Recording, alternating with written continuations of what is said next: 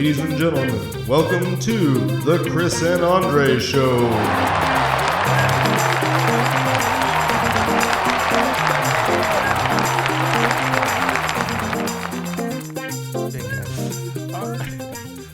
Well, that's it. That's the end of the show. We're all done. Everybody go home now. We didn't bring anybody else along with us, and or did we're we? not going to introduce them in a, or did we? In a second here. Or did we? I forgot. Oh, we have two guests because the Powell clan runs deep. You've actually seen and or met them before virtually.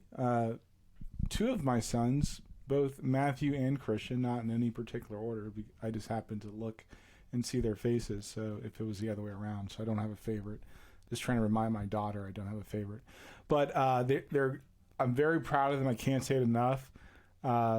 They have amazing hair, obviously, and they're just the hair game. Are we on screen? Does this mean we're on screen? Yes, it means. It's, Are we doing this? No. So I'm really glad that they came back. Actually, Christian mentioned some stuff last week that kind of made my ears perk up. I'm like, that's interesting, and I don't really think of it that way, nor did I have that perspective. So I think it'd be dope to kind of have some like I what's the word I'm looking for, Chris? Some public reconciliation. No, public debate, public discourse. Reconciliation. Yeah, reconciliation. Clean your room. That's how we reconcile. Mute your mic. So it's great to have a different point of view, and like as I've always said, like I try to make sure I'm not ignorant to a lot of issues, so I will go and explore them because I think that's the right thing to do. I'm open to a lot of opinions and whatever. My kids are the same way, so I'm proud of that. So hopefully, as they get older and as they have more encounters with more people, that we can carry on that tradition of actually trying to have honest conversations with people. I think it's important. So, Chris, thank you very much for hanging out with us. Yeah, I'm happy to be back. I had so much fun last week or last episode. Yeah. I don't want to say that was exactly. And Matt, we're glad you're hanging out with us also. Thank you very much. Hopefully, our technology is better this time. Yeah, things seem to be working out great. And speaking of technology, we've got friend of the show, Fire Guy Joe. Joe, how you doing, bro? I don't know what you mean by technology, because last week when Chris got shut off, that was great. That was the only time he's ever not talked in this entire podcast. Well, it's too bad that Joe had to leave us this evening, but it was nice to see him for a second there. Technical difficulties. His internet crashed, Joe. No. So with that, we have a couple things in one of our favorite topics. So Chris, set it up, bro. Oh, I wasn't ready at all, but I'll get there. What's up, Joe? Good to see you again.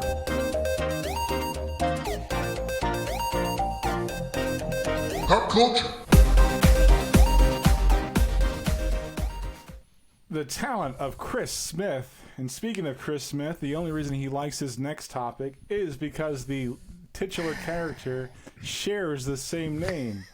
And we could be talking about nothing less than Peacemaker. Yeah. So, Chris and Joe, you watched that crap too? What, you didn't? I did. Yeah. But I'm just going to shit on it. Stop hating. Like, you just admitted that he's better than Michael Bay. So it's fine if you can say, like, Peacemaker's a decent show. Like, you can say that. And I'll sit here and say, it's decent. Decent? Decent. He doesn't even come close to describing the brilliance that is James Gunn in this critical masterpiece. Just give it a B. Give it a B plus, and then watch me just no.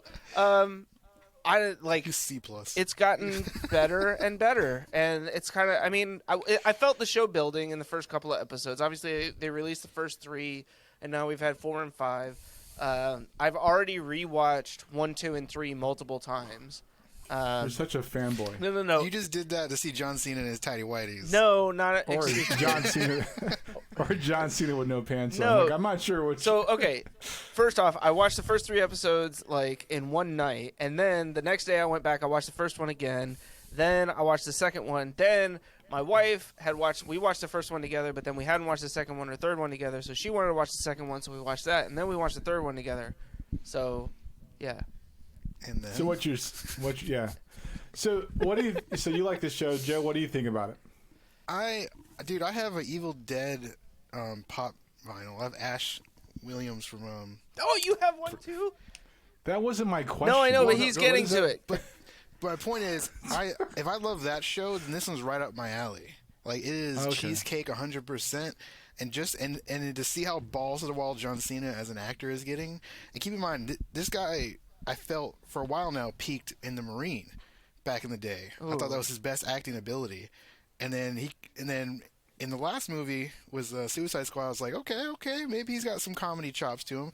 Because I mean, if anybody remembers Mad TV, he would be a guest star in there quite frequently, and he'd always. But that was like late years Mad TV. That was like Yeah. after Will Sasso, who basically that's where my brain is show. all the time, though. Yeah, but no, I love it. I don't really have much in the way of a problem with it, because the way I see it, DC is such fertile ground to do whatever they want because they've already messed up their canon so horribly. So just do what you want, and they're really leaning into it, and it's comedy. It's just good, solid comedy for me. And Eagly is the best. I'll say this: I think that one thing that I give like a lot of latitude for is like HBO Max, because it actually allows DC to bring some more life to the characters. I was skeptical about Titans, but it's bananas. I'm growing to enjoy Peacemaker more because the story's starting to flesh out, like you said. So I'm not trying to shit on it. I'm just saying, like, it just starts off really wonky, and yeah. So we'll enjoy. I guess we can enjoy Peacemaker. I don't hate it. I do. I think if it was anywhere else aside from HBO Max, they wouldn't have had a chance to make the show grow. I don't think they could have made this show anywhere else. Like, that's the whole thing, is like the whole storyline, not even just the storyline, but like the subject matter itself, because he's such a violent motherfucker. Like, how do you do that on like CW in a PG rated, like you just turn all the blood into flowers, or, like. That would be Deadpool, sir. Yeah, that would be. Yeah. Or Harley Quinn. Yeah, so I'm along for the ride. So Peacemaker, thumbs up. I think it gets a strong. Like, I'm watching it every week. So you're saying it's like a B? It's a B. Yeah, go fuck yourself. I'm just kidding. I think by season 2, if they continue to grow the story, I think I'll enjoy it more. I mean, that's what I'm hoping to. Like, I figured first season they got to kind of lay some of the groundwork that wasn't. I mean, because it's not like they gave him a ton of establishment in the Suicide Squad, but so hopefully, like season 2 will be that, because that's where shows typically kind of take off. Like season 2 of The Office, fantastic. Season 2 of Parks and Rec, fantastic. I hope it just doesn't end up like Ash vs. Evil Dead and peak at season 3 and then get suddenly canceled. Well, yeah, I don't know. Like, even Ash, like, it peaked, but it had started. I'd started to kind of lose interest towards the end, as season 3 went on. That's just because you're not down with the king like me. No, that's fair. That's fair. I used to get put in freaking detention when I was a kid because I would pretend I had a shotgun and tell kids to suck my boomstick. And all you got was detention? What freaking school did you go to? It's trash. It's just trash.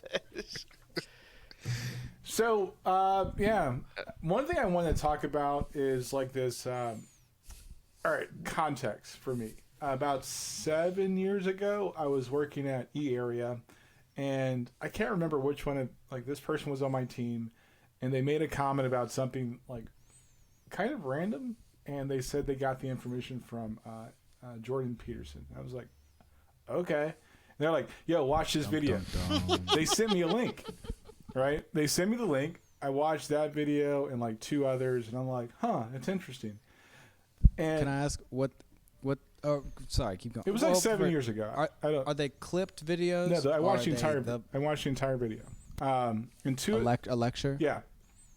So 2 of them are lectures. One of them was like some type of segment, or it wasn't a lecture format. And I was like, okay, interesting. Now, granted, I wasn't trying to have like a. I was obviously older than the people that work for me, and I was trying to understand the point of view they're presenting to me, right? But I was also kind of confused by, like, the angle of the lecture, right? Because it didn't seem very genuine to me. I was like, oh, that doesn't make like. There's some gaps in what he's saying because in the same scenario this doesn't work out. So I fast forward like to now, and like just to kind of wrap it with Joe Rogan. And I think, and I was talking to Maddie about this the other day, and Matt made a very good point. So my observation was, what's dangerous is that we have people like Dave Chappelle, that's somehow has become a voice of a generation on sensitive topics. You have a Joe Rogan that's got 11 million people listening to him like every day, which is insane. So props to him for that. And you have a Jordan Peterson who's also very influential. But then I started to think about the psychology of what they did. Comedians have this amazing, like good and successful comedians have a way of bringing satire to current events and the world that we live around. And then like Jordan Peterson is a clinical psychologist. Like his job by definition and what he's studied to become good at is understanding human behavior.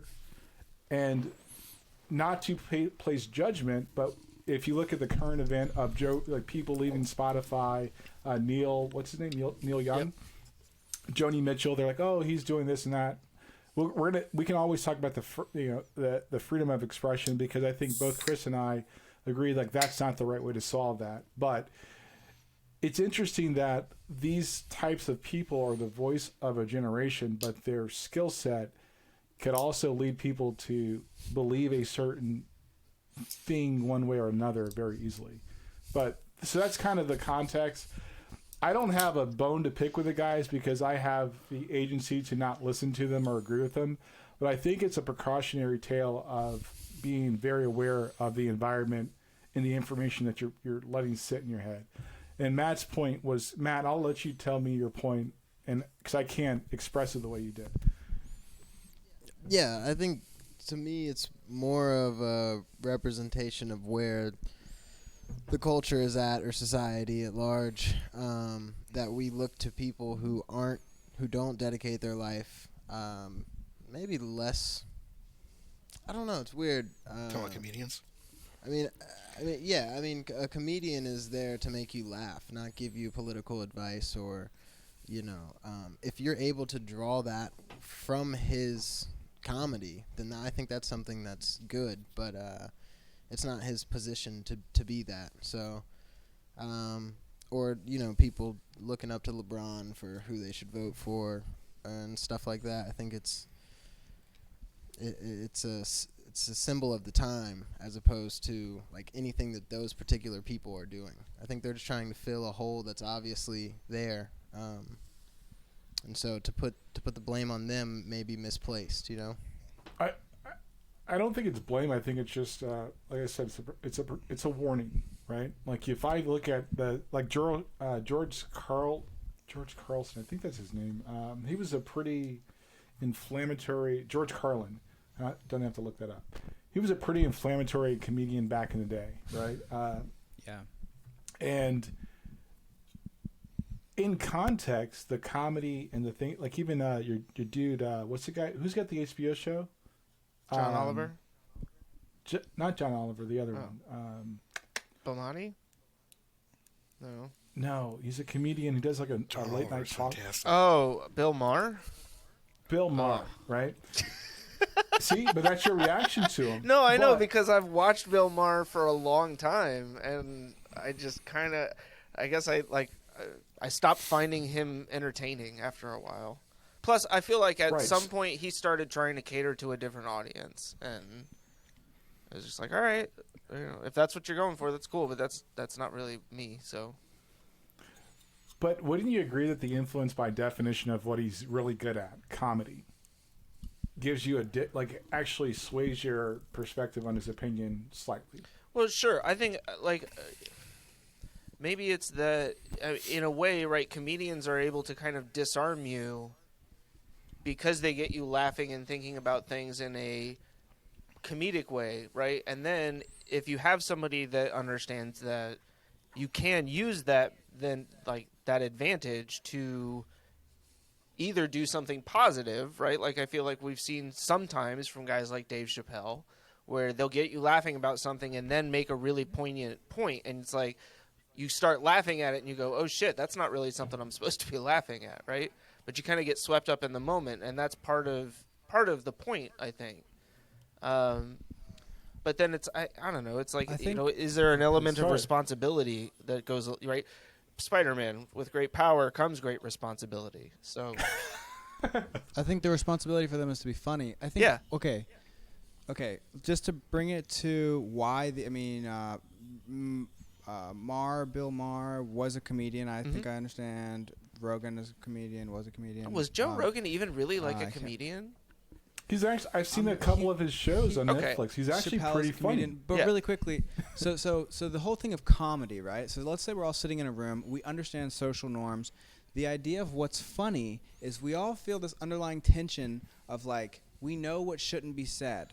So then what happens is there's this person that says the thing, and then we all have this release of tension where we're like, oh my gosh, you said the thing. That's funny. Now you could say the thing knowing that you're kidding. Like some people are funny because they're making a joke, they're embodying like a point of view that they actually don't agree with. Sure. And so like let's say like the pretend racist, like a black person that is racist against black people. Yeah. Colbert is great. Yeah, great example. Jon Stewart. Oh no, Colbert is a better example. And then it's not a competition. Okay. We all lose. So that's what Colbert would say. And so yeah. And so So I think what's happening is there's more like the severity of not being able to say things is heightening. So there's like this PC thing that's happening in the culture where there's more and more that there's different things that we can't say, and how serious it is that you can't say that thing is becoming more and more.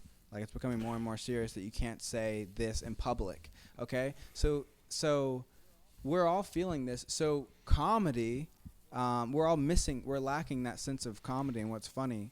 And so these comedians, and this is not like I haven't thought about it too much. It just kind of came to me as you named like the different people.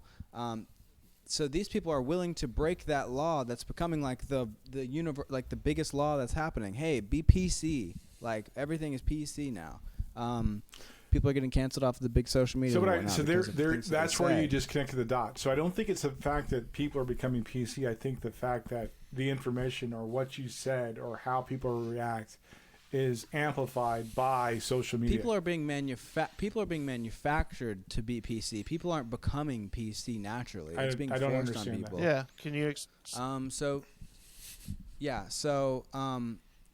So like, if I say bitch at the dinner table, and my parent, I'm a kid, and my parent like smacks my hand or something. Hey, don't say that at the table.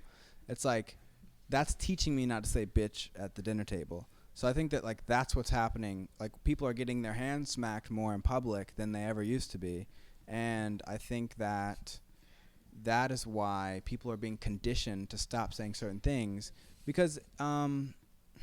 I mean, I don't know if you guys are aware of what's happening kind of in the universities with, or even if you hear like the idea of diversity being pushed in the workplace as like a priority, and then I'm kind of going all over the place. No. It's all good. Like I hear what you're saying. Like that it's happening on multiple fronts. I think. You know, like the diversity in the workplace, like diversity for diversity's sake is absolutely ridiculous. To sit there and say, like, we need to hire one black person, one Asian person, one white person, and then the same thing, but we got to have males. And, like, you know, that's absolutely ridiculous. And I think that's coming from the PC wave, if you will. Like diversity in workplace is part of the PC wave. But I think that it's more a push back against what the norm has been, which is, I mean, historically, like if you're white and you're male, forget having qualifications, like you're good. And I mean that's coming from a white male. Like I just honestly, like I've had that experience to an extent where it's like I don't feel like I've necessarily had to be exceptional in order to get certain things. And I look at other people who have grown up in similar circumstances, but they happen to have different colored skin, and they don't have that same experience.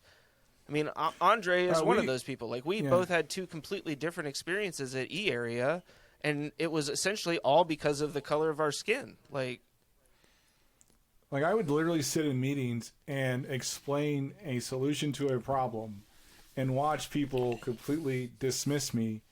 And somebody would use my exact words, and it was like, great job, Billy.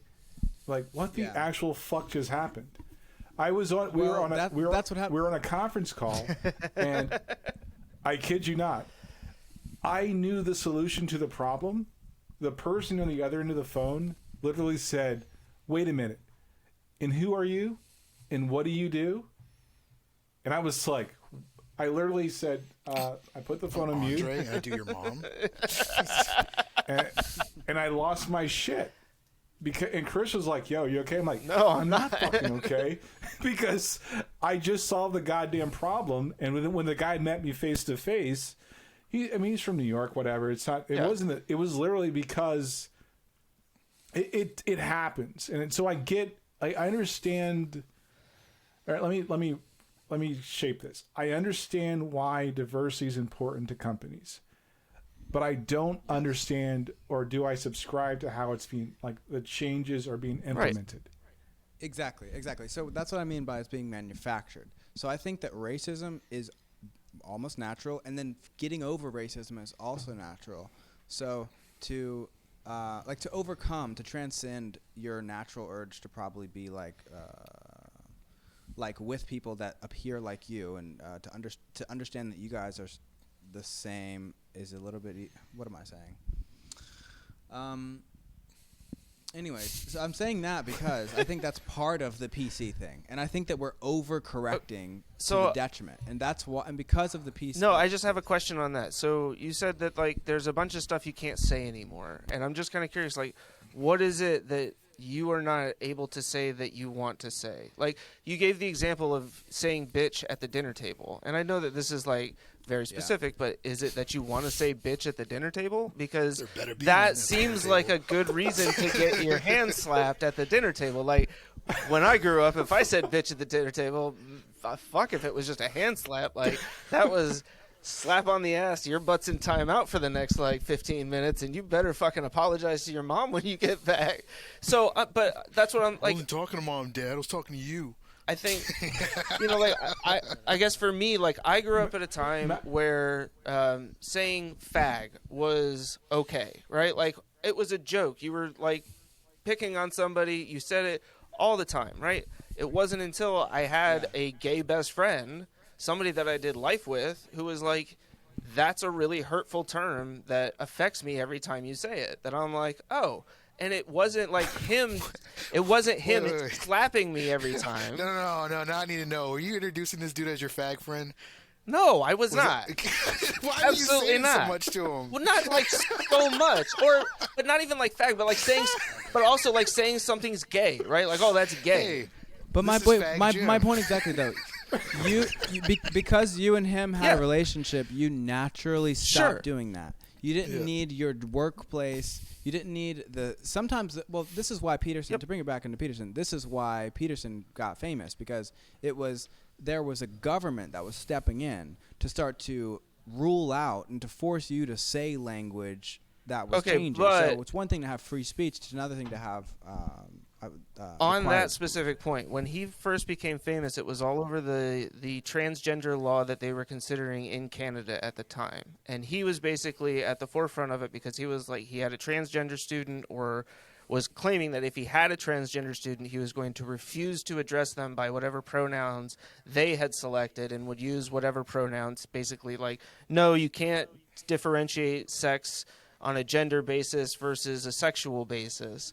And so it was like, if you look like a guy, I'm going to call you a he, even if you tell me that I want you to, that you want me to call you a she. And he basically said, like, I'm going to, if they fire me or they fine me, whatever, but I'm not going to do it. At the time, it was basically like, they had even said that the law that they were going to pass would not have banned him from doing that. It wouldn't have required him to address them by pronouns, but it was more including certain like anti-trans language in hate speech. Yeah, from my understanding, his quarrel with it was the mandation of speech. It wasn't so. I mean, and there's videos of him out there that say, you know, if a student would have came to me and said, "Hey, it does hurt my feelings," like the interaction you had with your friend. I'm just kidding. Yeah. To where when you have that real person-to-person interaction, then you stop out of the goodness out of your heart and not out of the mandation of somebody telling you can or can't say the words. So, but I think here's a chasm I think people are getting stuck on, right? I think that we could all probably naturally agree that, if we're being intentionally hurtful to people, then we should stop doing that, right? But we amplify, we decide and choose, and this is where I kind of like you guys are wise enough to actually say, Chris and Matt, that, and Chris too, that I wouldn't do that because it's wrong, it hurts my friend, right?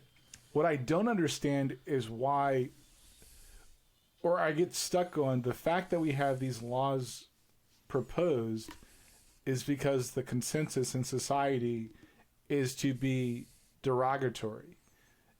I don't think the laws would come about if people weren't just being their predisposition wasn't to be derogatory. Right. If that makes sense. So it's like, why are we having, like, I don't know. It's too. You feel like the major most interactions you have, the majority of interactions that are had in society are derogatory?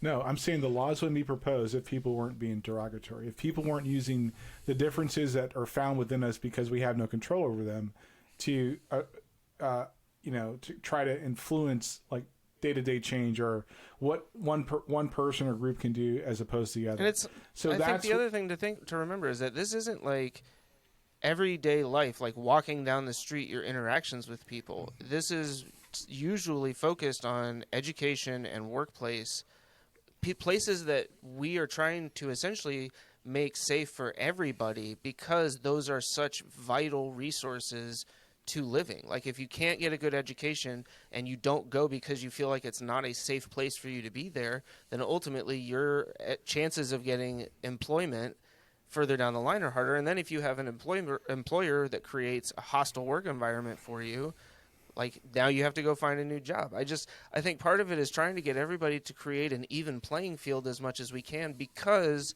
there is that existing imbalance. And it's tricky. Like, I think both Andre and I have talked about this before, that, like, we're not here to say, like, federal government should come in and mandate everything that we do. But there's a point where I think it is the role of government to step in and say, like, nah, y'all are fucking up, and this is how we need to do this going forward. And if we got to put laws in place to get you to understand that, then that's what we're going to do. And I don't know.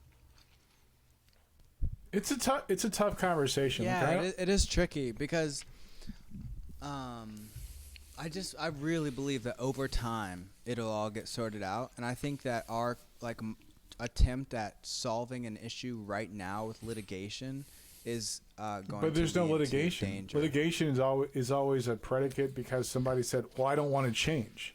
Litigation is like then litigation's an then afterthought. that person. So I don't know. This probably is a weird or maybe not an appropriate analogy, but I think back to, like, segregation, right? Like, if they hadn't made a law that southern places needed to start, like, end segregation and start integrating schools and stuff, the South never would have done that. Like, they would still be segregated today because of the at least some places, right? Because of the hardcore beliefs. The option for my mom, she actually went to school in Southern Pines. To go to a non-segregated school was to go to a private school. So my grandparents were able to afford right, that. Which is but it's something that obviously not everybody has the opportunity to do. And I think that's the other piece of it, especially when it comes to education. Like, in most cases, your upbringing depends so much on the zip code that you happen to live in. Like, the resources that your county is provided at the state level or that they happen to collect through taxes, and therefore what they're able to turn into the education programs and the infrastructure around you. Like, you're so dependent on that, and it's not something where everybody has the ability to just up and move somewhere else. Like, oh, my state has shitty laws, I'm going to move to, you know, Wyoming or California. Like, not everybody can They just should do that. move. Well, they should, I know, and but I want. right? So then we need a government program to help people relocate. Like, you know, I mean, but that's does that really solve the problem? I No. know, but I advocate for that because I think it's the if we say we live in a capitalist society and Which we don't really. we have our but own, we say we do. well, we have our own. What is the issue that we're debating here, or We're just trying. We're actually just having. We're not debating an issue. We're just kind of trying Well- to. Barbershop talk. Yeah, but so I think at the Sure. core of it, you know, like where this all kind of started was with people like Jordan Peterson, who I think Andre and I feel like on the surface are making an argument that they don't necessarily believe in. That it's really more about like, I found a way to get attention and I'm going to milk this for all it's worth. And that he in particular, I think given his background as a clinical and research psychiatrist or psychologist, and especially with his study of personality traits, like is in a unique position to try and essentially manipulate people if he chooses to. For personal gain, yeah. Yeah. And I think And that's that's something fair. that to an extent like Joe Rogan does, but I think he does it in a way that it's like, well, I don't know what I'm doing, but deep down, like, I think ultimately, like, he knows damn well, like, I put controversial stuff on my YouTube channel, people come and watch it. And part of the issue, right, is that we've gotten to a point where there's enough people out here who will watch a Joe Rogan episode and go, oh my God, that's my mantra now. Everything that I just heard in this hour and a half clip, that is everything that I live for. But part of it is because of the way that he presents stuff. Like, he doesn't challenge the ideas most of the time that are on his show. He's just kind of like, that's interesting. And it's like, there's times where you can do that, like in a debate when it's genuine. But I don't know. I think part of it is also where we are right now in society, where it feels like there's a real struggle or a battle over what is the truth, right? Versus like what are facts. Even. If we didn't have the pandemic, I don't think we'd be sitting in the spot where we have to contemplate these things right now. Because people had way, way too much time on their hands. Yeah, that's part of it. And yeah. We started a whole podcast out of this, basically. Like, yeah, I mean, people had way too... And I think when you have that much time to, like... I mean, literally, think about it. A person's working 3 or 4 days a week or 4 or 5 days a week. Out, they go to work. They're doing their routine. They're not listening. They're not doing recreational or entertainment things as much, right? They probably wait to their day off or the weekends. But we said, no, for the next 60 days, I want you to sit at home. And then everybody like sat at home. And it's like, wow, we wonder why misinformation. And I'm not trying to, I want to be clear. I'm not trying to indict a Jordan Peterson. No, let me be specific. I'm not trying to indict Jordan Peterson or Joe Rogan. I think they are creatures that are doing what they're good at, and that is acceptable. What I am indicting is the fact that there is a level of, self-ownership that you have to decide and disseminate the information you're hearing. And you've got to test that information because I think, for example, when Neil Young, he, and everybody starts to follow after him, and not even 48 hours later, Joe Rogan's like, hey, he's very contrite about his apology. So that's why I'm not trying to indict the guy, right? It's just like, guys, we have a problem. We have a sincere problem, and we are exposing people that may not be equipped to, and I'm not saying you have to have a PhD for this, this tooling here, but there are a lot of impressionable minds. And it has nothing to do with age. It just has to do with circumstance. What is the problem when you say we have a problem?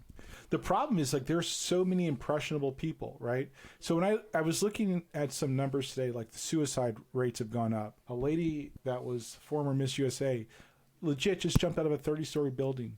yeah. Just ended her life in New York. Regina King's kid, 26, kills himself. like suicides, not just celebrities or people of notoriety, but suicides have gone up in the last 18 months, right? And the more we open the floodgates of, and you have on top of that, there is now the increased romanticizing of mental health, where people that actually have mental health issues are probably getting drowned out or pushed to the back of people because now having mental health issues is a trend.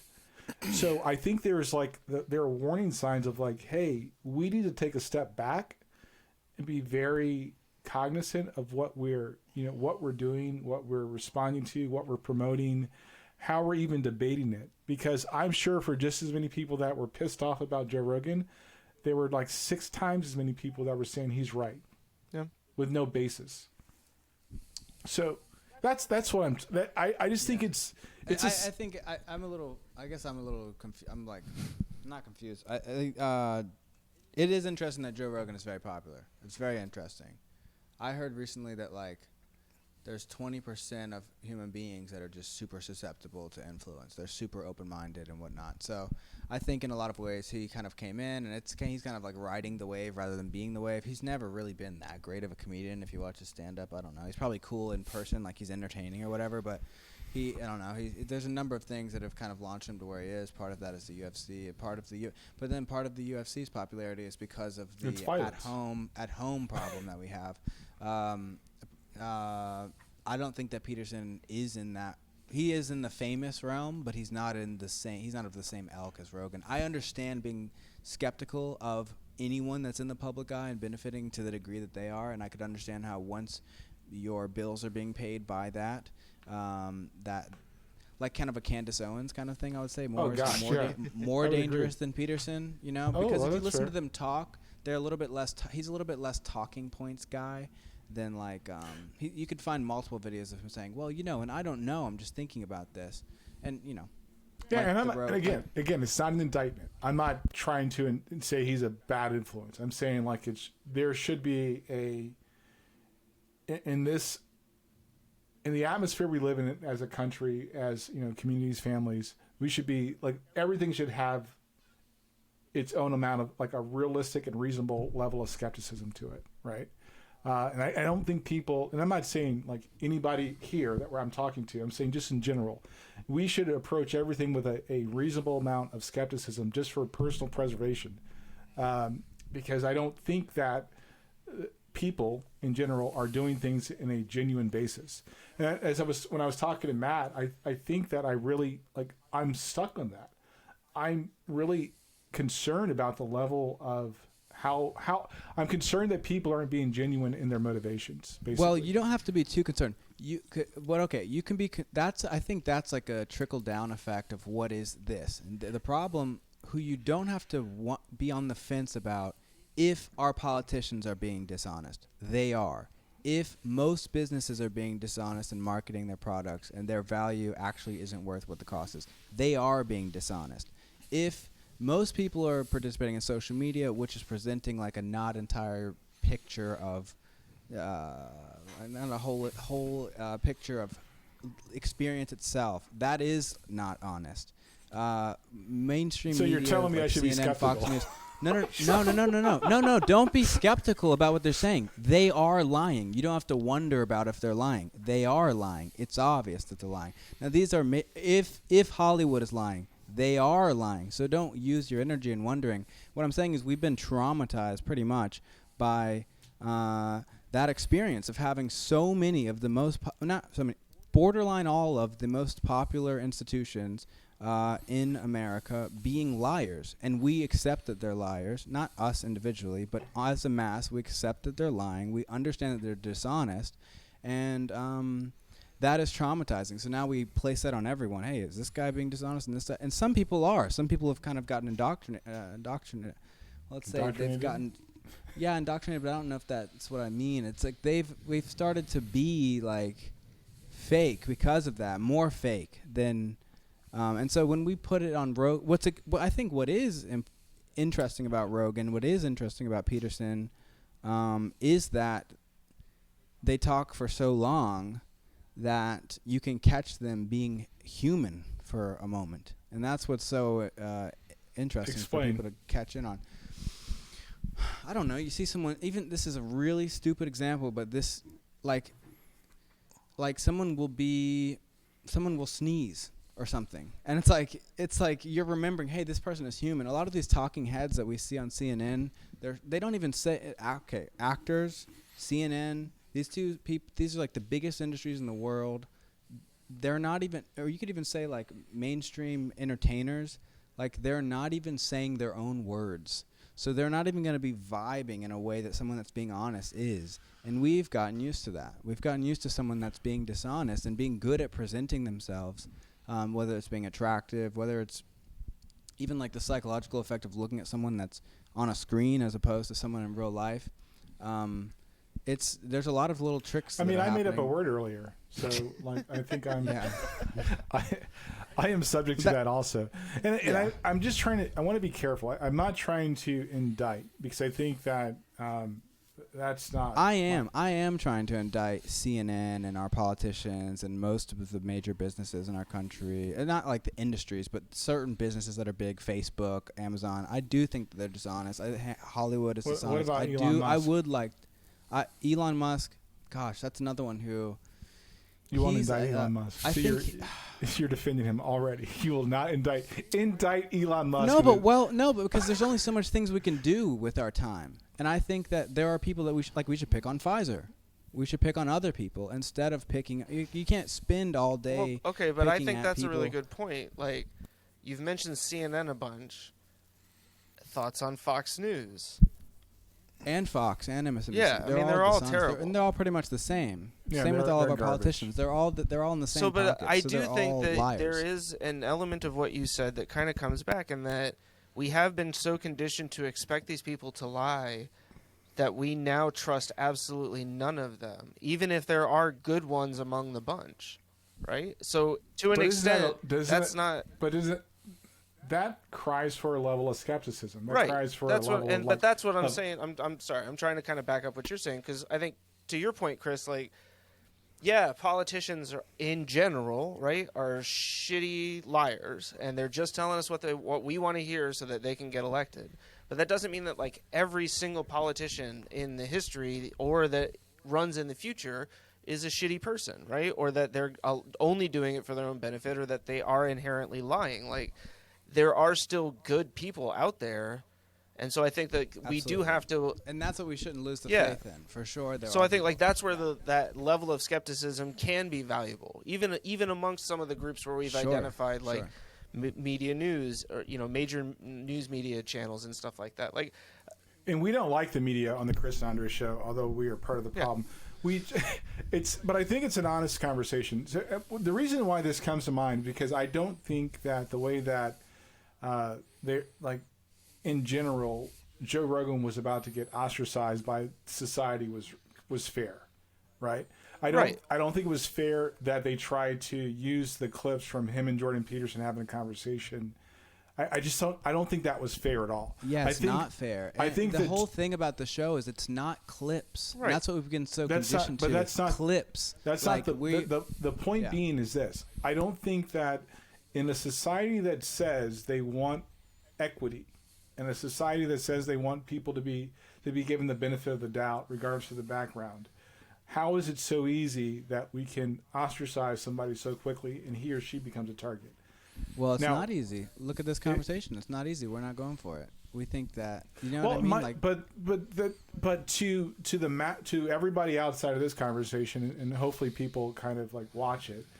Like, I'm not defending Joe Rogan or Jordan Peterson. I think that the merit of what their points are could be true, right? In some instances, I think that what they're saying may be it could have some merit to it, like, to be fair.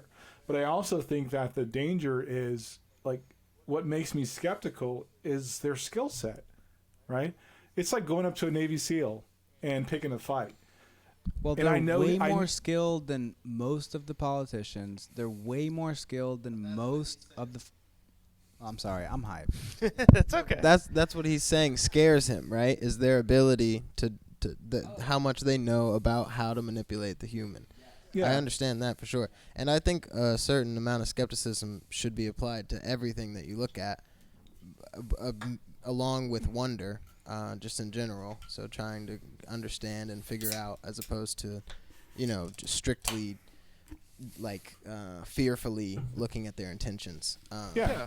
I don't disagree. I mean, and I've watched Joe Rogan episodes that I absolutely loved. Like, there's been people on there who said shit that I've never heard before, and I was like, that's really interesting. And so it's like, I don't have a problem with Joe Rogan. I think maybe this is to your guys' point. Like, my issue isn't with him; it's more with the people who, I guess, live and breathe every single word that comes out of his mouth, right? The people anybody who comes on his show that says anything, because Joe Rogan has given them this platform, are immediately given a level of credibility within that group. I agree, and that's a problem on both sides. Yes, absolutely. So that's the guy that just watched CNN or Fox or whatever and just breathes whatever they say, and then that's the guy that just watches Joe. And yeah. Yes. Yeah, we are equal opportunity haters.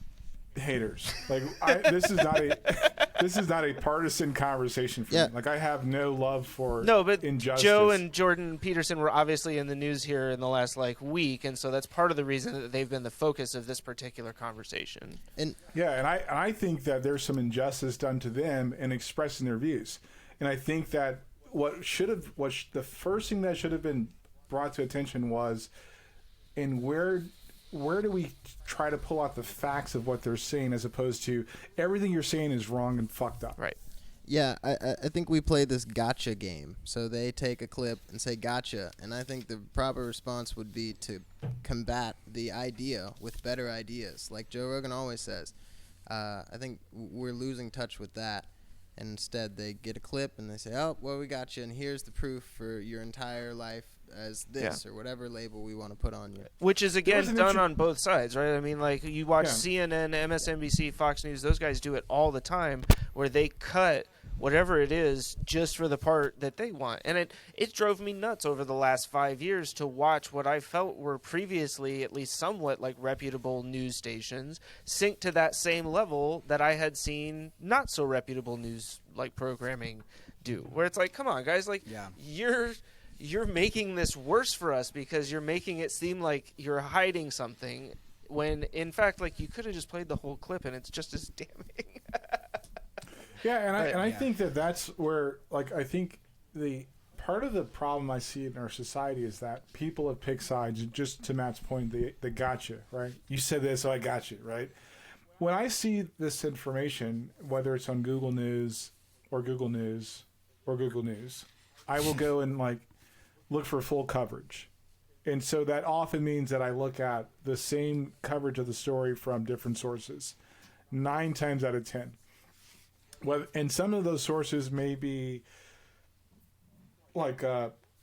Fox News or whatever, something on the right, maybe something on the left. And then in the middle of all of those stories is somewhat the truth. But I still don't draw conclusions from what I see, right? I may just still have an opinion of it. And that's where I think people, they draw conclusions without actually, they draw conclusions by default all the time. From one source, 9 times out of 10. Exactly. You think, what's interesting about the news? This is one thing that, just a point of reality that I think, it's a little tidbit that gives you, it should spin your wheels a little bit. You will never watch Fox or whatever it is and have an idea be presented that says, almost blatantly, hey, don't watch Fox for another second, another minute, another time, another segment. They'll say don't watch CNN if it's on Fox, or don't watch, whatever. They'll trash other people, but they'll never trash the whole thing. And I think that what's interesting about the internet, as opposed to that, is you can be on YouTube and watch a video about not using YouTube. And all I'm saying is that's the biggest contradiction of our present. No. Hey, but we have to be contradicting. Sure. We're involved with so many different things that you have to do that sometimes. And I think that that's honest. And they can change they're kind of bound by structure by having to use advertisers, and so they can't say certain things. You're seeing that. That's what I'm actually grateful about the pandemic for, because they've made it more clear to me just how much they will be dishonest. And so now I can say, hey, if you're going to do that with what you've done with this whole experience, then I can just trust that I don't need to pay any attention to you. I don't watch any. I don't watch any of it. I don't read any of it. Right? You know what's fun? What's actually pretty funny? It's not efficient. It's not efficient, but it's pretty. Oh, it's pretty. But it it's is so straight from the horse's mouth. Yeah, it's so unbiased. It's like the most unbiased. Like whenever I see a video, I'm like, yeah, I bet you this crap's on C-SPAN. No, I mean not. Well, but C-SPAN is showing what our government is doing. That's interesting. But you could watch something that is telling you, hey, what our government is doing is playing a game that's not actually going to make the next best move. Right. Like I don't believe that anyone in there is going to make the next best move, and that's no. I mean, I think so I wouldn't watch. I think we're much on the same wavelength on that. Like, it's unfortunate because it like to be in a point where you feel like you get like it does feel a bit hopeless, right? Like there's this element of hopelessness that even over the next 20 years, if we try really hard, are we going to get all of the shitty politicians out of our government? Like. Yeah, without a purge, maybe not. Like, well, we're not doing a purge. We put them all in there. Well, no, we did, yeah. But right, so I think that's what's interesting. And what I mean by we put them all in there is I think that it always starts at the home. I think a lot of our media has kind of pulled us away from the home. So we can develop stronger people that have stronger ties to their values that can't be brought into D.C. You couldn't send me to D.C. So let's say somehow I ended up a politician, which would never happen.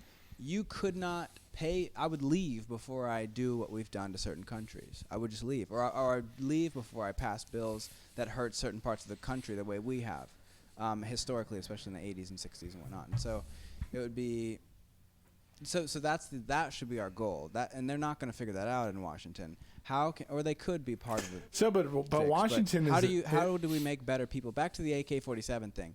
We don't need to pass a law against AK-47s. We need to try to create people that aren't going to use them to shoot up schools. Create a law that. Yeah. We need to create people that don't use guns to shoot kids. A few moments later. So, and I think, Chris, what you're saying about the AK-47 is true, but I still think, and we've talked about this before, I've talked about it with both of you, and I've talked about it with Chris also, people get so enamored with the federal government without understanding the impact of the state government, right? For example, it's, I just saw the news story today. First black mayor, Missouri. Kansas City, there we go. They had like 2 murders of some, I can't remember the extent of the murders, but the mayor said, first black female mayor of Kansas City, her statement was, we can't control the gun laws because of people are so married to the Second Amendment. So the things they would put in place for the community are going to walk all over like the Second Amendment. The Second Amendment. And that's how you raise people that aren't, shooting people with an AK-47. But you can't do it because it's married to like the state laws, and the state laws people try to, the states have more power than the federal government, but because people stop paying attention to the state laws and they only worry about the federal, you put yourself in a situation where you can't control your own city. Does that make sense? I know that was kind of like a word salad there. But I got sidetracked by something you said. Salad. So in marketing, there's this term called positioning, where it's like how did this go? Who was like the second woman to fly around the world or something, or there was some. It used the example of like some reason why we remember Amelia Earhart. Yeah. And what you just said about the first black mayor, I think, is interesting. Just at how deep this goes. Actually, that's not true. Because I'll just end that. What's not true? Because what's your point? Wait a Fox I'm News trying up. to. It's all right, Chris. No. He knows what you're gonna say because because right. That's I'm an ideologue. That's not how I think. It's wrong. I don't believe that we should be giving so much celebratory praise to the first anything. Right, I think it's high time that we. No, first is fine. I guess I just mean we are starting to speak the very language of the people, and that's No, fine. I'm doing it from. The reason I used that statement was a recall, right? So I'm trying to recall. Okay, but I think that's also to Chris's point. That's right? my point. It's not my point. No, It's to not true. Chris's No, that's my point. The positioning. Right. So that's marketing. So hey, this is the first electric car, and because it's the first electric car, that sits in your mind. You only have so many things you can think about and remember. That's the first electric car. Boom. This is the first black mayor of Louisiana. Boom. It's Kansas City. Of Missouri. Kansas City, Missouri. And Kansas City. I guess my point is these things are bleeding in. These things are bleeding into being our importance rather than it's of importance of the marketers. That's why it's important. It's a branding. It's important to the people that are trying to sell that message. It's not necessarily important to us. So especially, well, not especially. I guess all of us here. Like I think that it's interesting to watch just how regressive we've been with Black matters, white matters. All of a sudden, like we've forgotten what Martin Luther King's speeches were actually about. We're starting to prioritize race in a way that is just blowing my mind. It's like, how have we just regressed so quickly to where instead of the content of our character, we're back to the color of our skin? Like, that's not one of the more famous people that have ever been in the public to be space in fair, America. like there's a lot more complexity to what was happening in the civil rights movement than what how you. I mean, Martin Luther King wasn't the only voice. Malcolm X. Yeah, Malcolm X. He's very famous. He That's my he point. is. I only bring No, up- you're absolutely Malcolm right. X. Thug. I actually was not a thug. I take offense to that. Oh. I think that I would actually err on the side of a Malcolm X, his movement more so than here. All right, so I want to. Okay, I think that the issue with looking at there's 2 points. One, the people that believed in segregation are still alive. My mom went to segregated schools. The people that were growing up during that time are probably still alive. They probably still had kids. They probably passed on their beliefs to their children, right? Secondly, I think that for people to use... I'm starting to believe that Malcolm X was a more palatable version of civil rights for this country. Malcolm X was? I'm sorry. Martin Luther King. Yeah. I was going to let's talk more. That's a I'm very sorry, interesting yeah. take. Okay. Yeah, I shouldn't have said that. No, that's okay. I'm starting to believe that MLK was a more palatable version. Gotcha. Yeah. You're fucked, Clip dude. it. Print. That's it. Fuck it. I'm starting to believe that MLK was the more palatable version of civil rights for this country, and that is not helping us get beyond the point of what you're making, which is hurting us as a society. Because I've heard countless people from state legislators and across different states use that same exact phrase to the detriment of non-white people in this country. Yeah, because they're in the government and they're not operating in the same space that I'm operating in. I get to be this honest and I get to implement this in my real life. But they don't have that liberty. But you're missing my point. You're using a phrase that basically the full context of the civil, or more context of the civil rights movement, when you have the opposing views or the opposition to MLK within the black community at the time, was Malcolm X, was Muhammad. I don't want to. I will not. Well, was the Nation of Islam. I'm gonna just draw a neutral stance there. But the more palatable version was MLK. Our country has used that more palatable. Like it's like how in the black community it's like light skin. Ongoing thing is light skinned black people get more preferential treatment than dark skinned black people. It's no different than the more peaceful route than the more aggressive. No, let's actually have things that fix the fucking problem route of Malcolm X and the Nation of Islam. It's where we demonize the Black Panthers. It's where, and they weren't a violent group. It's where we demonize the Crips. In the time when the Crips came about, they weren't a gang, right? And so we live in this echo chamber where we lose that history.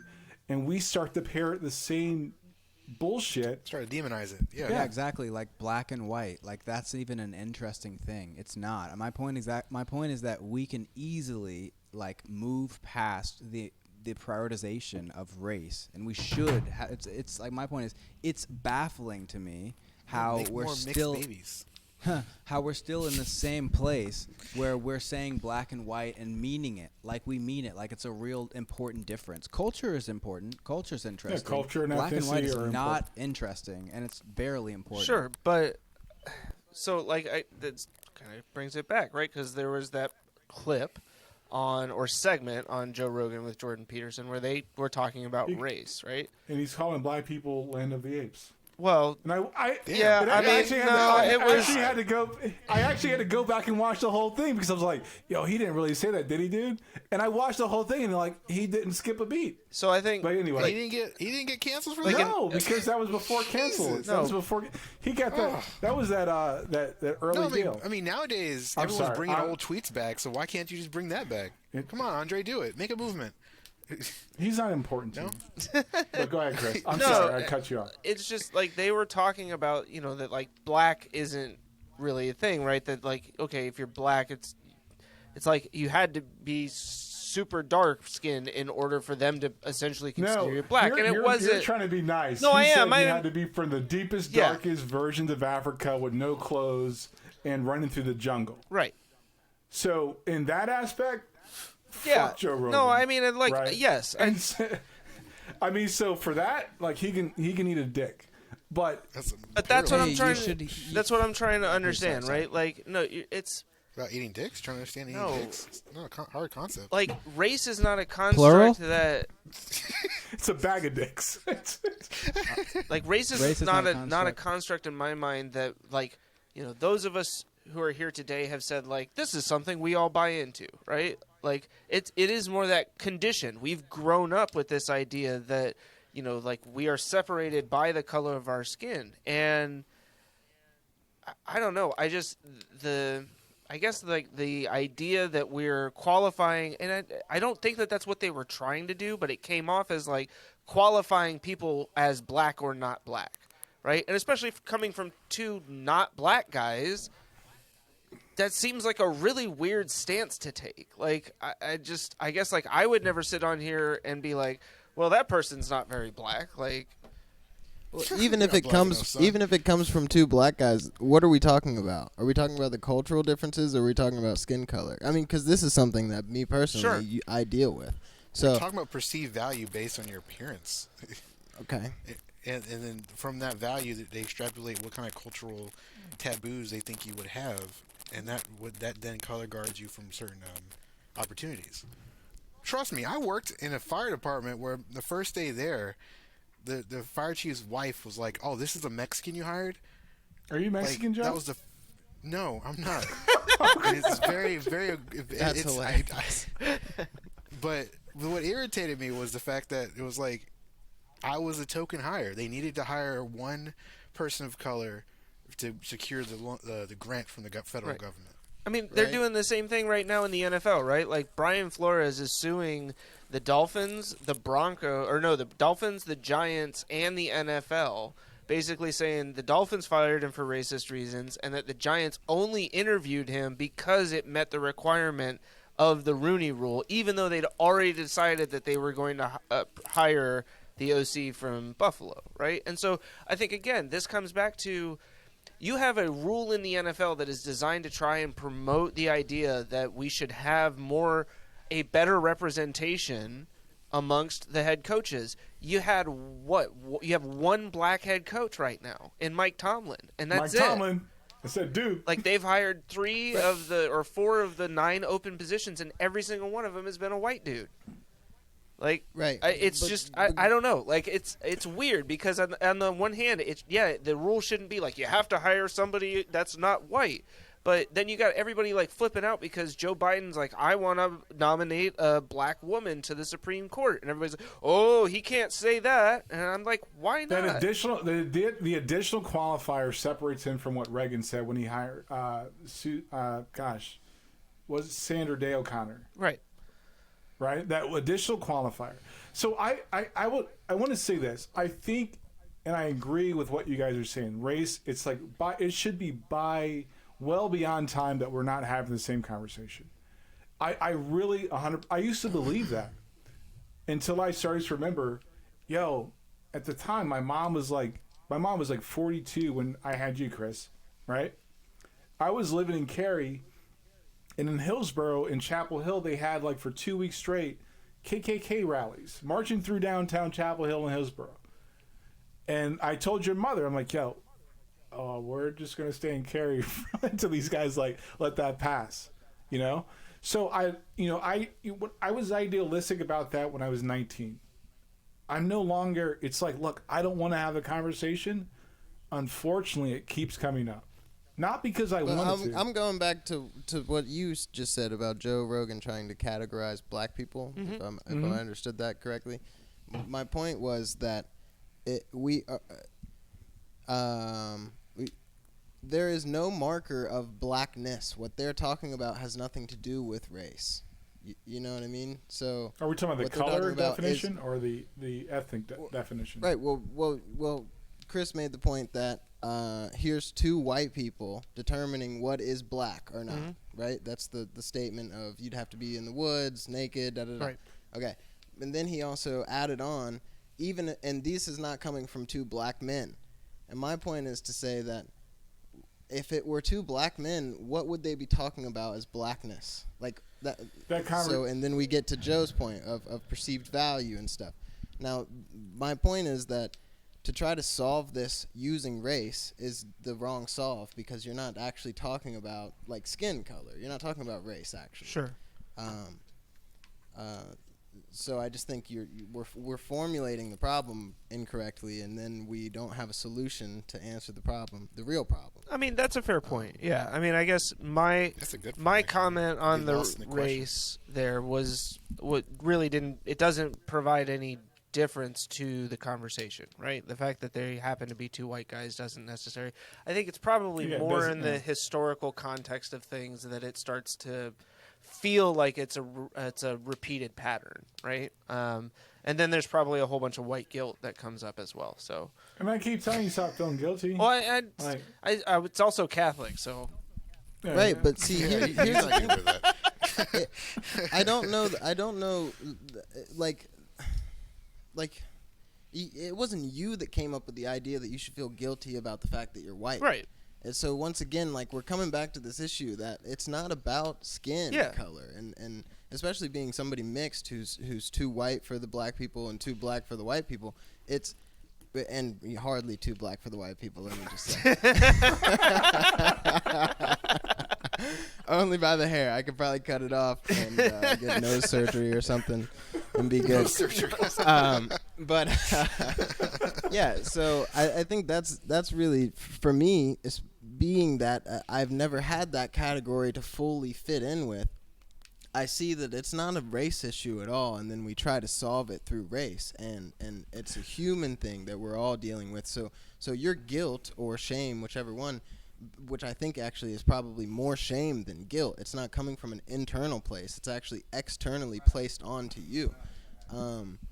And what that is a human. These are emotions and psychological functions that we all share, no matter what our skin color is or even cultural differences. Right. And so, I say we need to reformulate that issue from it being a black and white thing, which I think it ties nicely into first black this or this was a black that, or it's like cool. But can we get to a place where we can both meet and agree and then try to get better? Sure. Yeah, I don't like to. I really. Why I brought up the first black thing, and his point is that these problems are not resonant. Sure, they are, but to the degree at which black-white issues are coming up is being manufactured by the same people that I'm saying we should all be pointing the fingers to.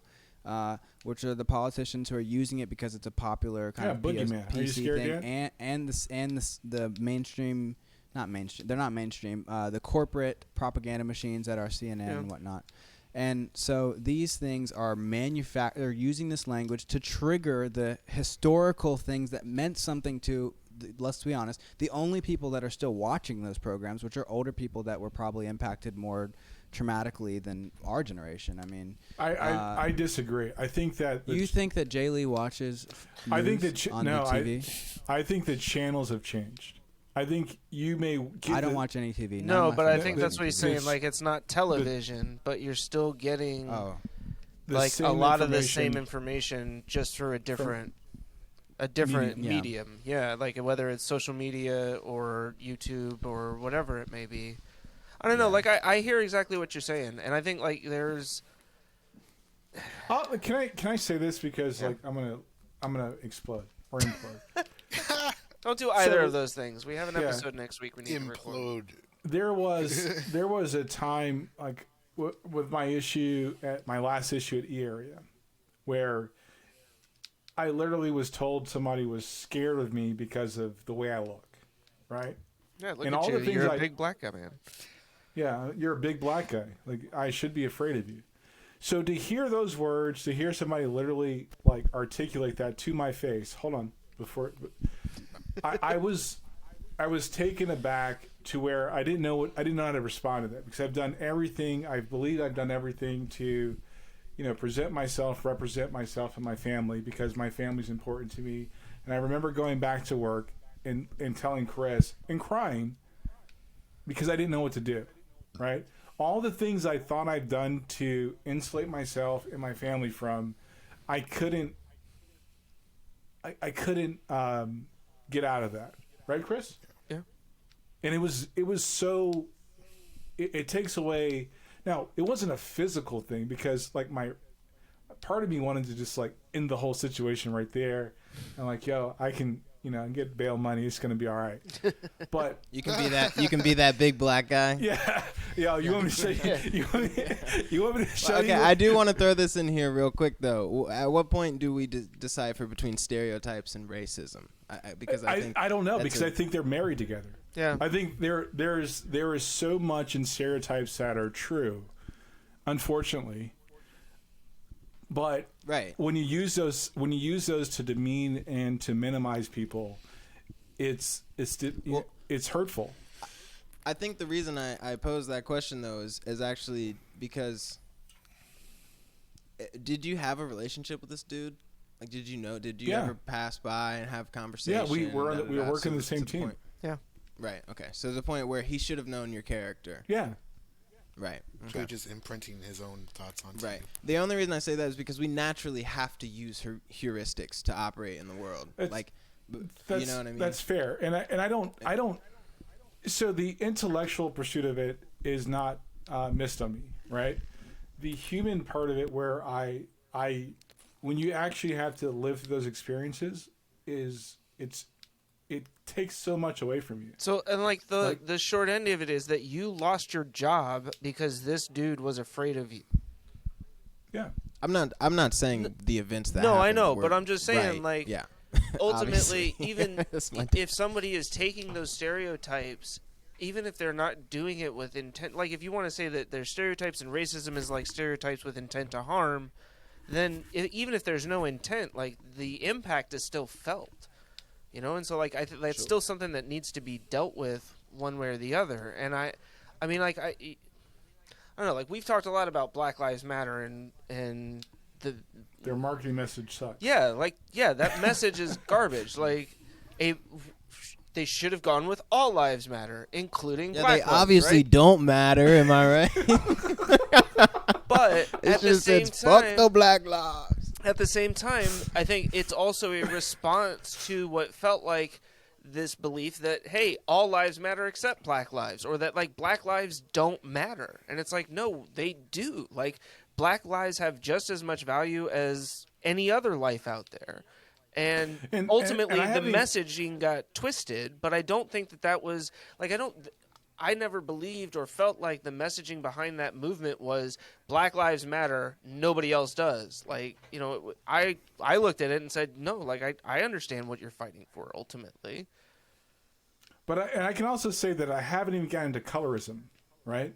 And that's the thing where for me it's like you can have stereotypes, you can have racism, but within your own community, when you have colorism, that's one reason why South Carolina is one of my least favorite states, is because of colorism. Just like my sons, and I know this as their dad, like I know that they are going to have to deal with the facts that they are biracial, right? But it doesn't, like, and look at me, I'm like butterscotch. When I go to South Carolina and like there's dark skinned brothers, like so silky smooth. Yeah, I get heat on that. Right. So it's like within my own community, I have to defend myself. Like you look at Sammy Sosa, and he's Dominican. Yeah, but baseball and was very, very good to him. So yeah, and money's peeling off his pigment just to feel comfortable. Yeah. So the issue of ethnicity is it's a complicated. I do believe that's a complicated one. I don't think it's complex. I think in a social standpoint, it's complex, and we can address the issues. The first thing starts with acknowledgement, but I think that the root issue is complicated. I don't think that anybody's willing to deal with the levels of crap that people that aren't white in this country have to deal with. And until we can get to that acknowledgement, we're going to keep having faux pas like Whoopi Goldberg, who is a practicing Jew, making a statement about the Holocaust and getting like lambasted. Even though she could be right or wrong from her point of view, not trying to get into that fight. But I'm saying, like, until we can acknowledge the pain points people are bringing up, we are always going to have these fruitless conversations where we're like, yeah, because you're going to have black people. And I call my sons black. They get pulled over by the cops. They don't care about their mom. They're like, dude, look at you. You're black, right? Am I right or wrong? I heard an interesting joke about racism. Change the subject. And same subject. Racism is like being hungry. Like, it's not like you're always racist. It's like as soon as there's that urge comes up, like someone cuts you off in traffic, all of a sudden racism comes out. Okay. So because we all have so much more in common, and we're so much more cohesive than the vibe feels like. And I mean us all here, but also like our city and the most people that you run into. Okay. Most people are a little disgruntled and angry about what's going on. That's what heightens these reactions of racism and all this sensation. Okay, so where would we point that finger? How much power do we have to raise hell?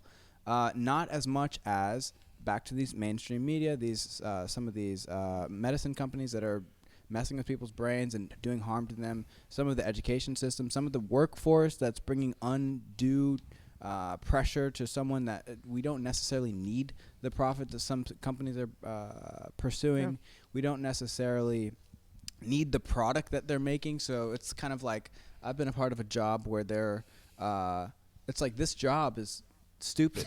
And it's crazy that I'm getting yelled at. And like I'm sorry that I know that it's stupid. And I'm still doing the job to try and sell this. Now that I'm doing it, yeah, exactly. So so I think so like racism is an interesting issue. It is a complex issue, but I promise if they would turn off the heat that they have on all of us, so that we do what they want us to do, and I mean they, like not the hypothetical conspiratorial they, the real they. Like we got to scale the conspiracy. Well, sure, but I mean it's not conspiracy. It's a conspiracy as far as it's people that are working behind the scenes and they're operating, but they're real people that you can point the finger to that are doing real harm to the masses, and they are making our society worse actively. Sure, we're doing our part, so I'm not saying like there's not room for us to improve, but they're doing more. They're doing what we're doing at scale.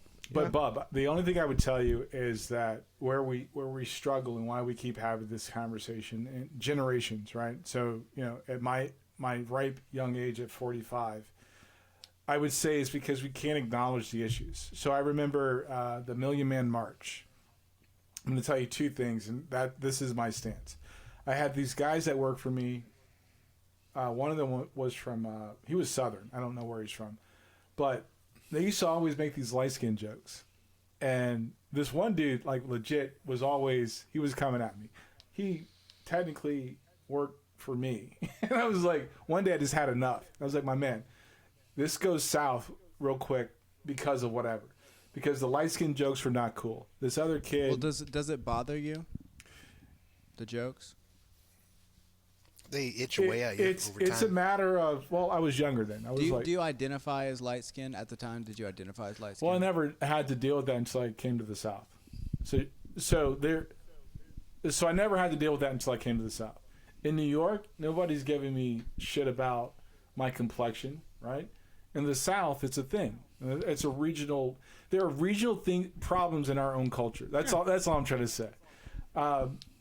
And so I can tell you that it's complicated, but I can also say that I'll go back to my mom as an example, your grandmother as an example. The fact that she's still alive, and I used to believe that when the people that were alive when she was growing up, when they died, we'd probably make big headway on racism. Those motherfuckers are still alive, and they keep having kids. The college I went to was desegregated, I think, in 1974. You're referring to generalized racism. Something Yeah, like that's a strong It's issue just in the South. it's so baked in. It's like, so maybe we need to wait like another 2 sets of kids before this shit disappears. But even when you're getting picked on by the dark skinned black guys, it's a skin thing that they're pointing to, which I think is the most frustrating. It's like it has very little to do. Right, exactly. But it also completely distracts you from the real problem at hand, which would be your cultural differences, or maybe that guy's jealous because light skins tend to do a little bit better with women. You know what I mean? Like there's some underlying. Subtle flex. That's a plug. This is during. That was a little plug there. Yeah. This was during the Wesley Snipe time frame, Like New Jack City just came out. But my point is that we get caught up on something that's not the issue, and I can't stress that enough. That we continue to get caught up. I mean, the same way that he just said he was the token hire at the fire station. But Joe, are you Mexican? It's like no, but the idea behind of his hiring, he knows it and feels it, and it's not empowering. I think Andre kind of hit it a little earlier. I kind of like hearing that.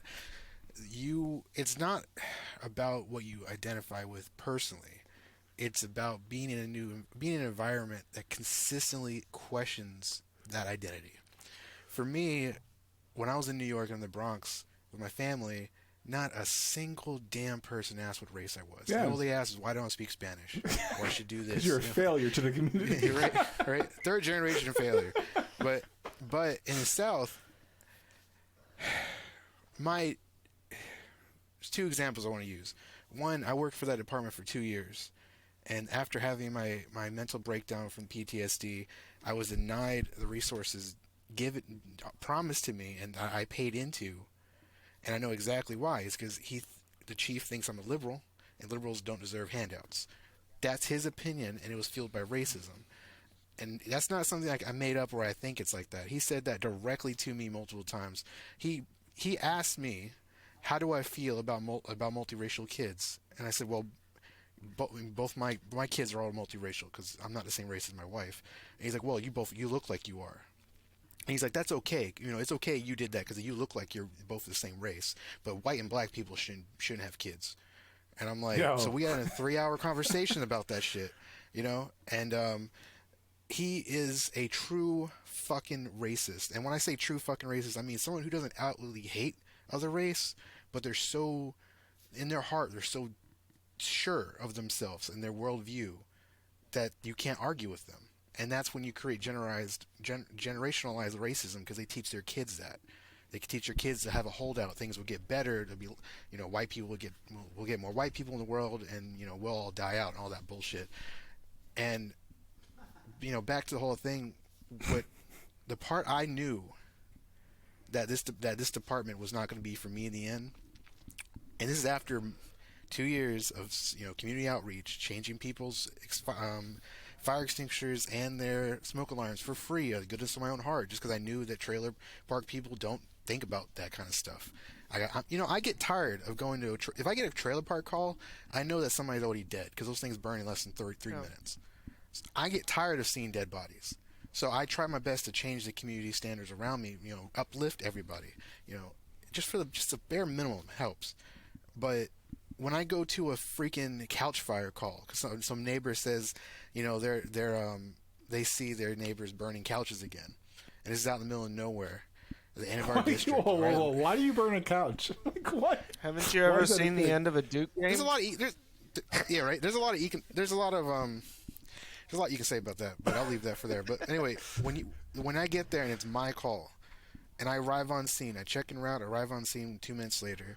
I haven't even got out of my truck yet, and my chief calls me on my personal cell phone and says, "Hey, are you at that call?" I'm like, "Yes, sir, it's my call."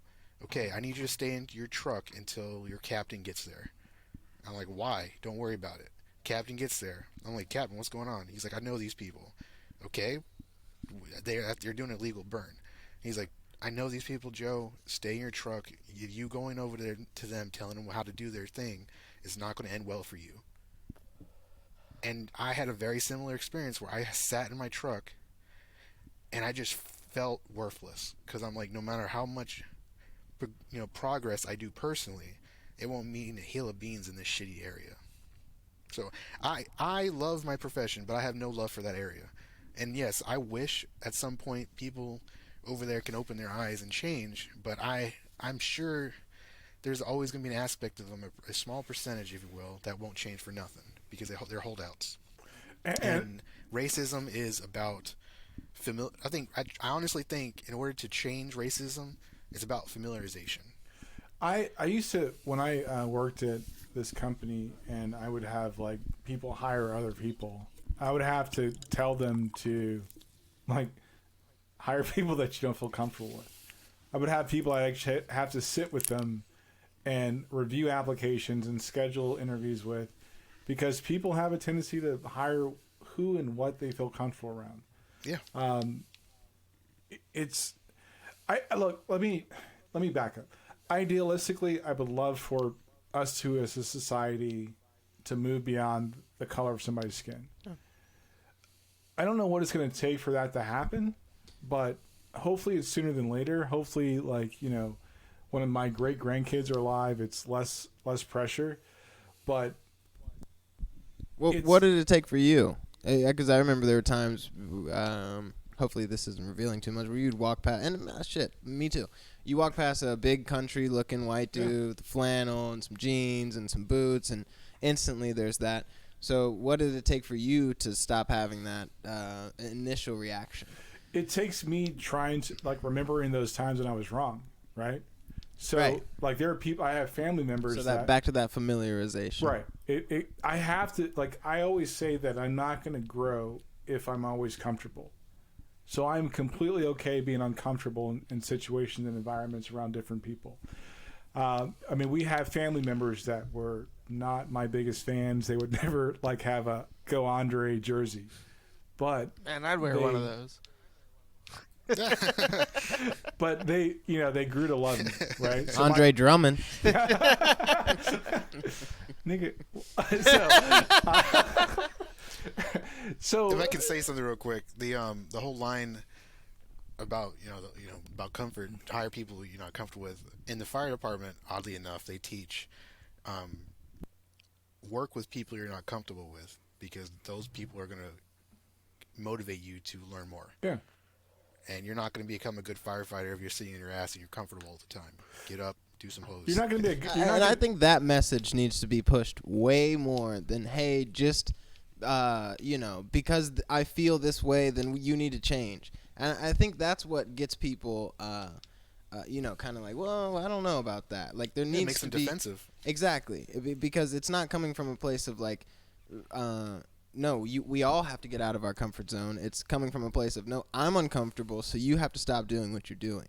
And I think when you pose it like that, people are like, well, no, you know what, I don't like that. But if you're a leader, you see those gaps, and that was something I had to consciously do. And if I saw that, Chris Smith was hiring, I go to his location, it's like, yo, everybody looks like Chris Smith.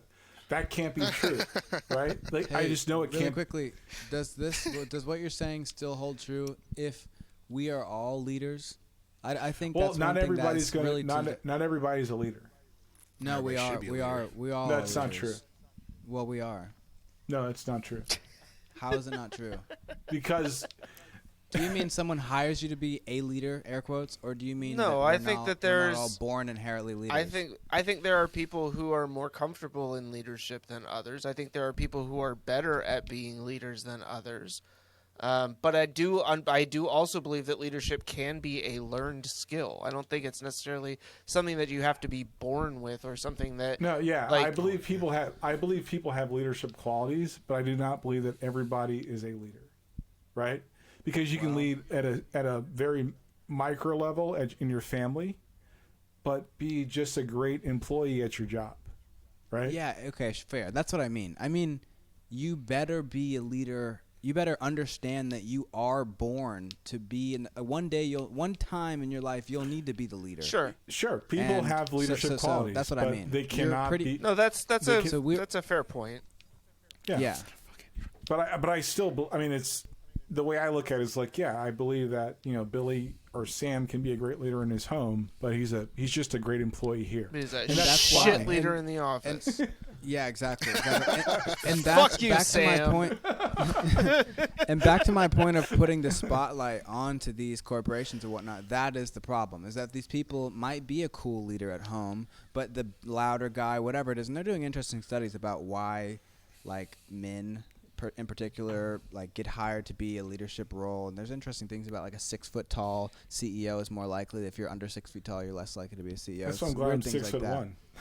Yeah, He had a sub but- 6 but- foot tall CEO, and he's Yeah. CEO at like 5 different. But he was also companies. he Well, was he's a minority. he was. That's I fair. mean, he had what I'm stacks. saying is like had stacks.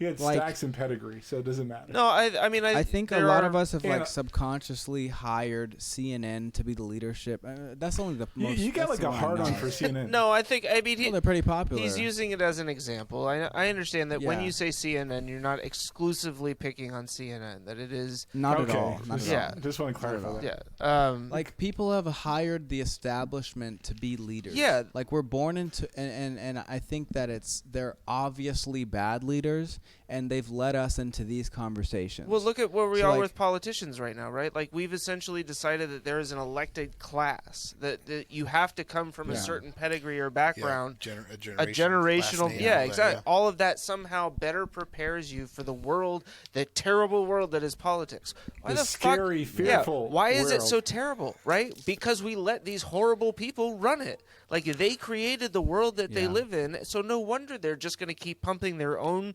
offspring back into it. Like it's And we don't subscribe to that. Like I really personally think that if we want to fix the now again, I'm talking a local, state priority for number one. yeah. Federal's priority number like 3 or 4, right? What's in I between? think what's in between is like understanding. Like actually, that's a fair question. I think there are 2 things that states should get rid of: the education, like the state Secretary of Education, and the Department of Insurance. Okay. I think those 2. Ooh. I think those. Whoa. Why? Whoa, hold on. I want to hear about that second one. Okay. Because the fire department directly is funded and is Right. like organized by through the Department of DOI. Insurance. Yeah. So I think that the reason We for can fund it the differently. for public If we can fund it well at all. for public education, I think that people are trying to marry federal dollars and state dollars. And in this state, Yes. for North Carolina, for example, we only have 3 to 4 counties that benefit from that, the most populous counties, because they have higher real estate and property taxes. And what did we right? do? Right, we offset a whole chunk of our education spending with a lottery that was supposed to bring Yeah. more money to education, but instead, But it still goes to 3 or 4 counties. well, and yeah, but what they did was they basically said all the money we got from the lottery we no longer have to spend on education. Instead of saying no, we're going to keep spending the same amount and add the lottery winnings, which is the whole reason that it was, or the whole way that it was pitched in the first place. Sorry, that's And I have a curious thread here because, like, for example, the bail industry. You know where bail money goes to? insurance. It goes to the school boards. Oh, that's a So I'm weird way to curious pay to for see- education. I'm curious to see. Crime does pay. Yeah, I'm curious to see, and I'm going to probably, yeah, I'm probably going to start like pulling that thread a little bit more. How many, if the counties that have higher bail amounts for same crimes across counties, if they're actually trying to convict people in order or to whatever, fund their education. in order to fund their education. I don't know. I mean, I can tell you from my social degree that's not the case. I had to do a very similar project. You would think that's the case, but it's not. Okay. You see a correlation between higher populations and higher arrest rates? No, I'm talking about lower populations. I'm talking about. Well, I was saying you see a correlation that way, but when it comes to lower populations, it's not like that at all. It's pretty uniform across the board. If you're in a rural area, you're seeing just as many black people arrested per percentile for whites as you see in big areas. But I'm curious about what about the bail? What about the bond amounts? Would they actually be fair? So two people get convicted for B&E, same county, right, different bail ethnicities. amounts. Is the amount different for the non-white person than is for the? So Might be different. bail amounts is so subjective. No, it's not. It's not subjective because every state has got a stat or a ledger, a list of what a judge can set it for themselves depending on their own biases. That's why I want to pull the thread. That was saying that's not a system issue. That's a personal. No, Well, that's that's still a personal. It's still a system issue because you're allowing the personal perceptions or the personal bias to influence and dictate the outcome of the situation. Okay, so let's go based on if we know that a judge has an issue with damning people of color to a higher degree than whites. When do we start instituting a fact-checking system or some type of agency that checks to see if you're racist or not? You just for that particular to solve that particular problem, a B&E class 1 or class A misdemeanor is $500. Right, that it's like the NFL draft now, where the amount that they get scheduled, it's a scheduled pay system based on the offense. Which makes sense. I mean, the fines themselves, it should be systematic, especially if you're a repeat offender. The offender should go up based on that. Yeah, and I'm fine with that. When it comes to personal leeway, there should be no personal leeway. Well, originally the idea of that was as it's taught, is that it gives the area, the court systems in that personalized area, the freedom to manipulate punishment to deter continued crime. If you know your area is getting more people are stealing cars, you're gonna give higher bail bonds to people. So let the local area set let them set it at the county level. That's where we're seeing the institutionalized policy then is corrupted by personal preference. Which is the whole problem that I think we were all kind of identified, right? Is that so we have these institutions that have now been massively corrupted one way or the other. And, you guys have talked about, Chris and Matt, that the media, politicians, that is just a rotting cesspool on both sides who now feed off of each other, right? The chaos and the calamity is what ultimately keeps us distracted and fighting each other, and at the same time has us glued to our televisions or our phones because we need to know what the latest breaking news is, which is everything. And it's latest breaking news. Yeah, exactly. Breaking news. Everything's breaking news. By the way, Tom Brady just unretired. Yeah, I heard about that. Breaking news. The news is broken. Yeah. Yeah. You know what I mean? It's not really breaking because it's not new. But I mean, that's what I'm saying is they'll never say that. Right. It'll just be evident to the people over time. Politicians, they're all corrupt. It's pretty much. Much. It's a sourcing issue, right? What do you mean sourcing? Well, it's a funding issue too. Yes. Yeah, because at the end of the day, it's a funding it's an entertainment issue. network. Well, but it's also sure. Yes. Is it I'm getting my news from CNN, who's often quoting the AP, who's often quoting NPR, or am I figuring out a way to the function of the news is actually Substack is doing interesting things in that field. What's that? Sure. Substack is doing interesting things. It's an interesting way of getting away from the only people that have money. It's tough. This is an interesting thing. So it's tough to be a major business, and it's tough to be a major business now. Have family money. The further back you go, the dirtier the money gets in America.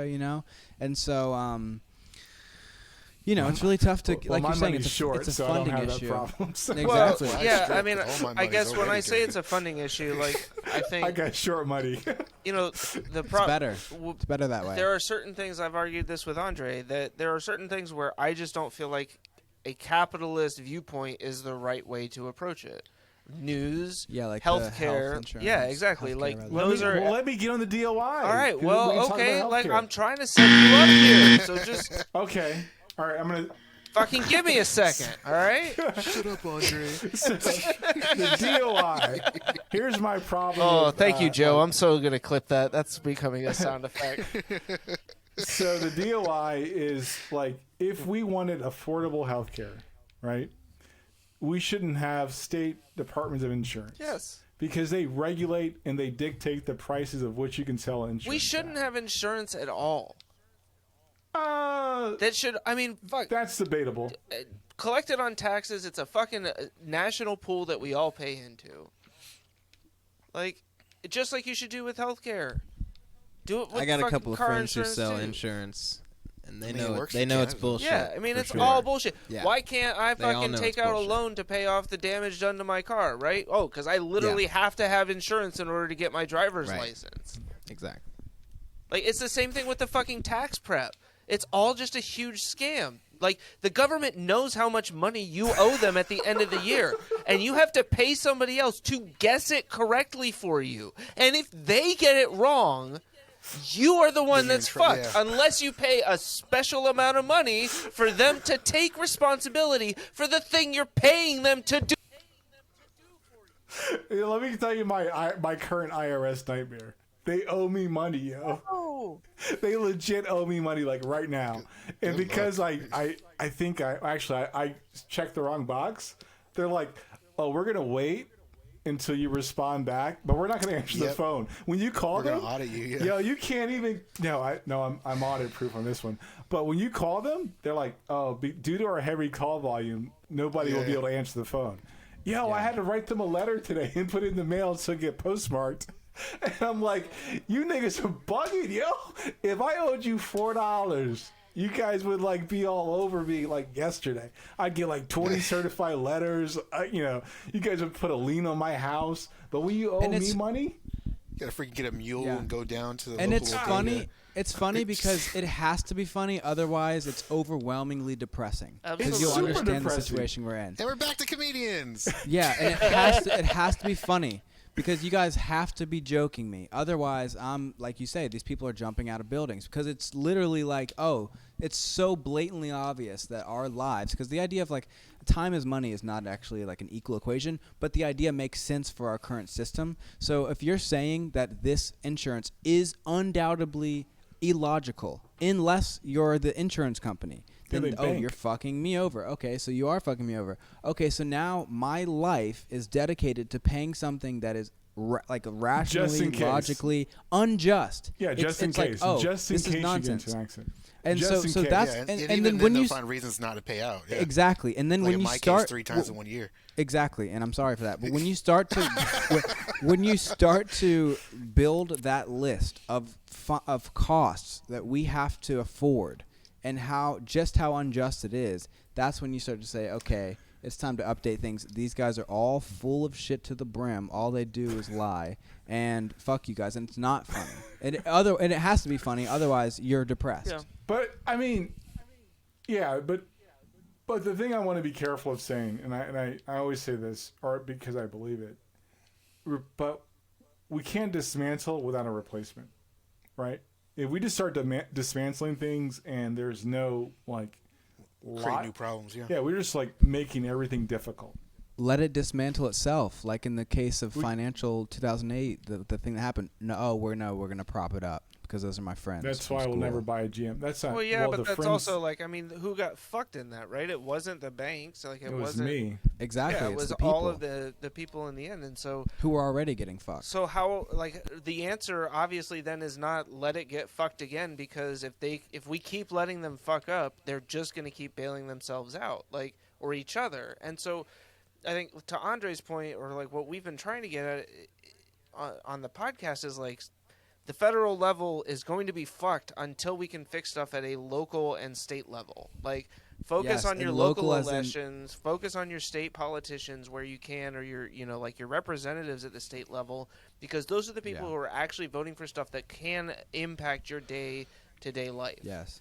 Like, And I would even localize it even more Sure. to in the house and my neighbors. And what I mean by that is back to the AK-47 and people analogies. Like, we have made it okay to be a certain person.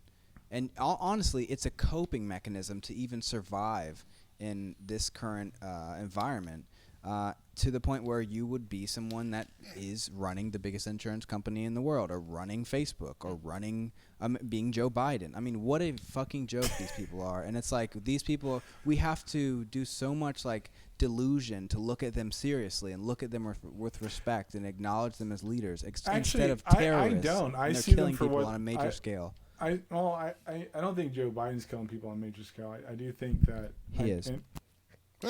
You have no proof. And I'll just, Fight. no, like, I mean, like, No, I think your angst is pointing in the right direction. I think the target of your angst is unjustified. I think that you can't.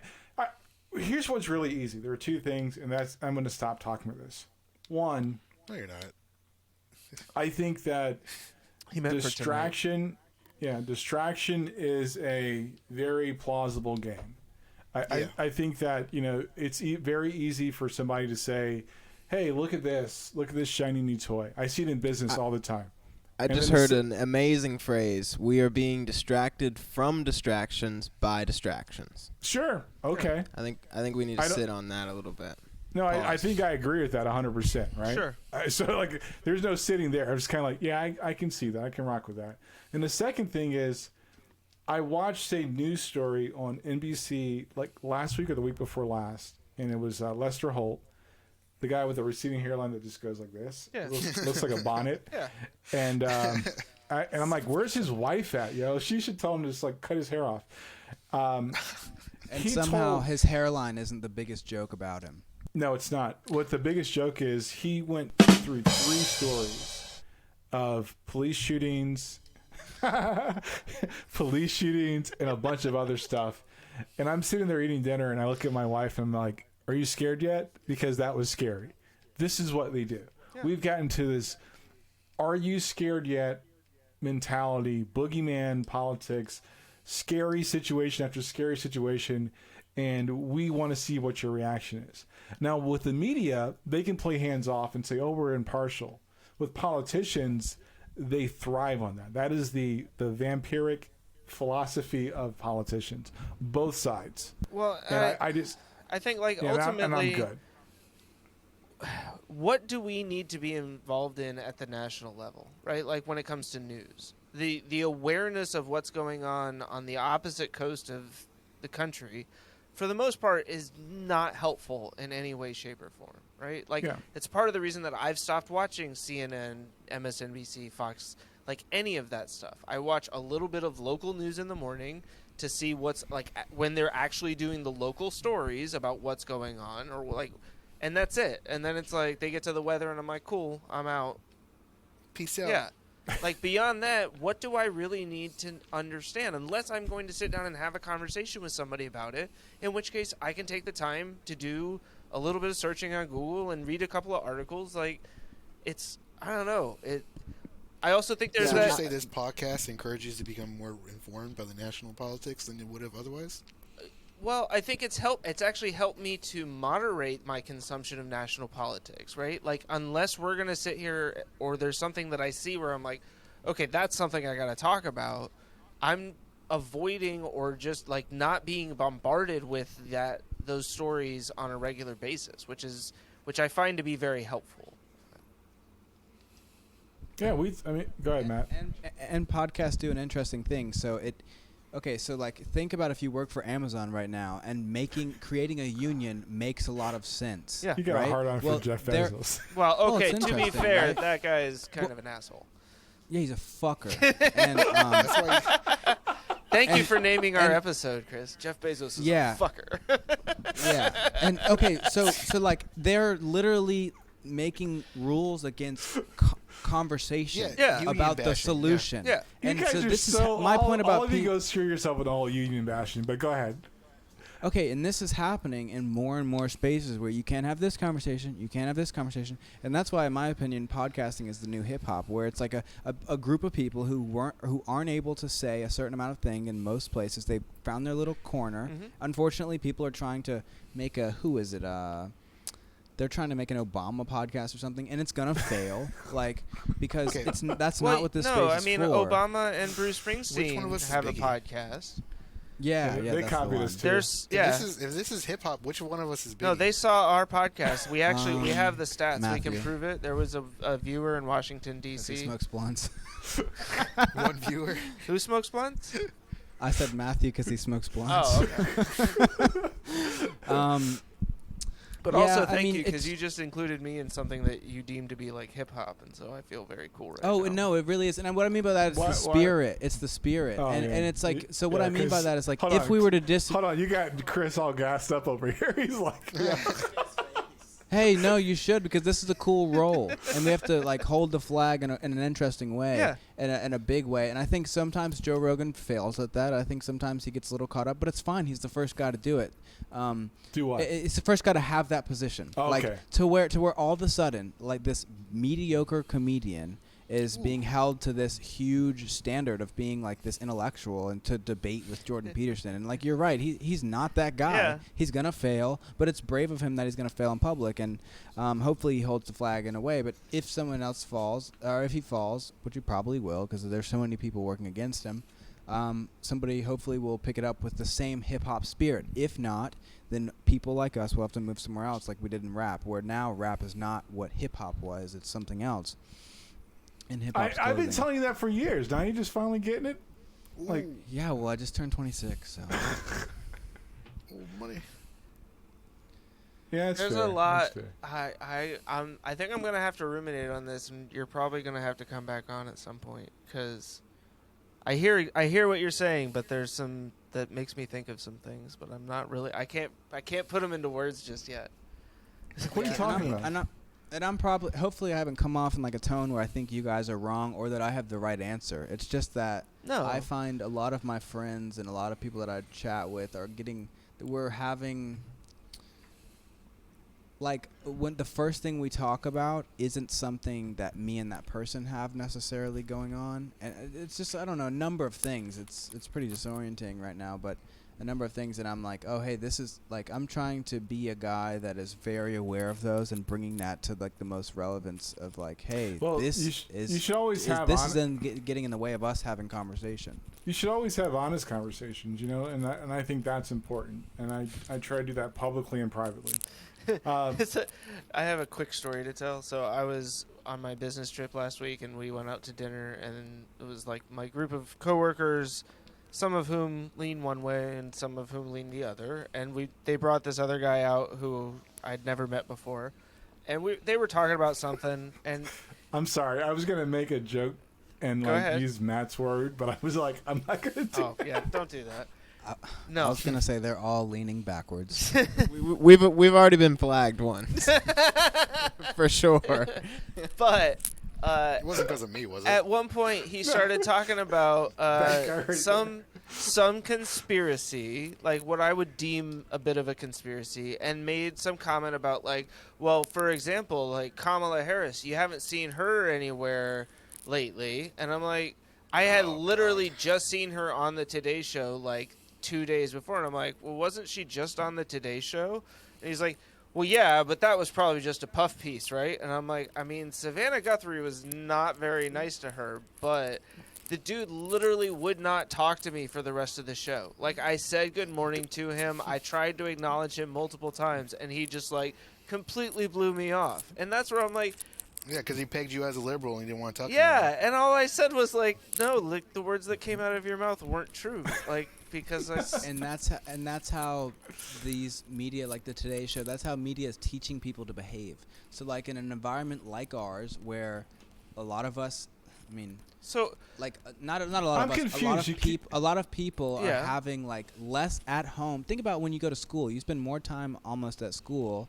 Like when you're at home, you're sleeping or you're getting ready to go to school. You go to school. The all average of a sudden person you're spends out more. of. The average so person the spends people more that time are at work parents. and or at school in their waking hours. And But so that's why the question I would ask you is like, or the pushback is, I don't think it's media's job to like help us to conclude anything. It's to inform. The problem that I think people have is they don't know how to disseminate information and to make conclusions or to say like, this is fact or this is information that I have for this topic and that's it. And there's no differentiation between what is information and entertainment anymore. Like those two things got merged, and so the only information you get is ultimately what they believe you will find entertaining, one way or the other. Is the term infotainment now? Yes. Yes. Yeah, absolutely. And so I think that when we continue to take agency away from people, and maybe it's a bigger problem. I don't know. I'm putting the agency on the individuals that are in these seats right now. But what about the people that are consume the information? No, but I think like there's an element of that too, Chris. Like the responsibility of the people who are sitting on on TV at CNN, at MSNBC, like they should have feel a level of moral obligation, right, to be honest and to be. This is back to the AK. Exactly, right.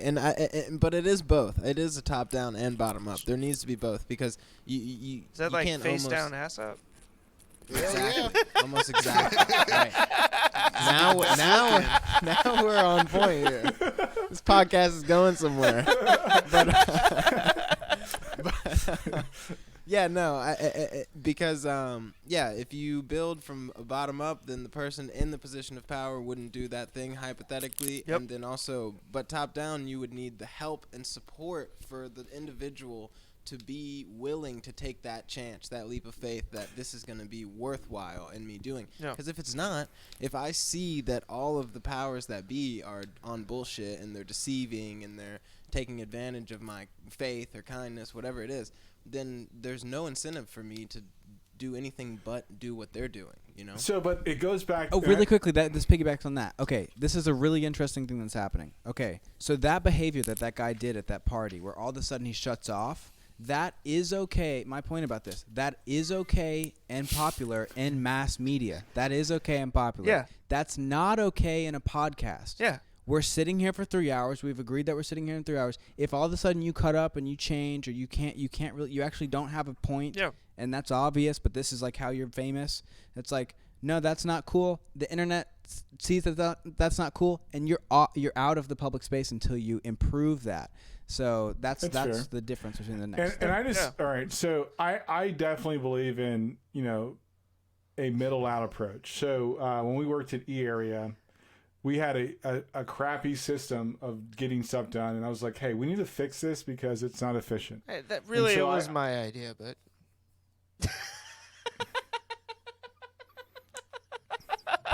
Yeah, try to get away from that racism, guy.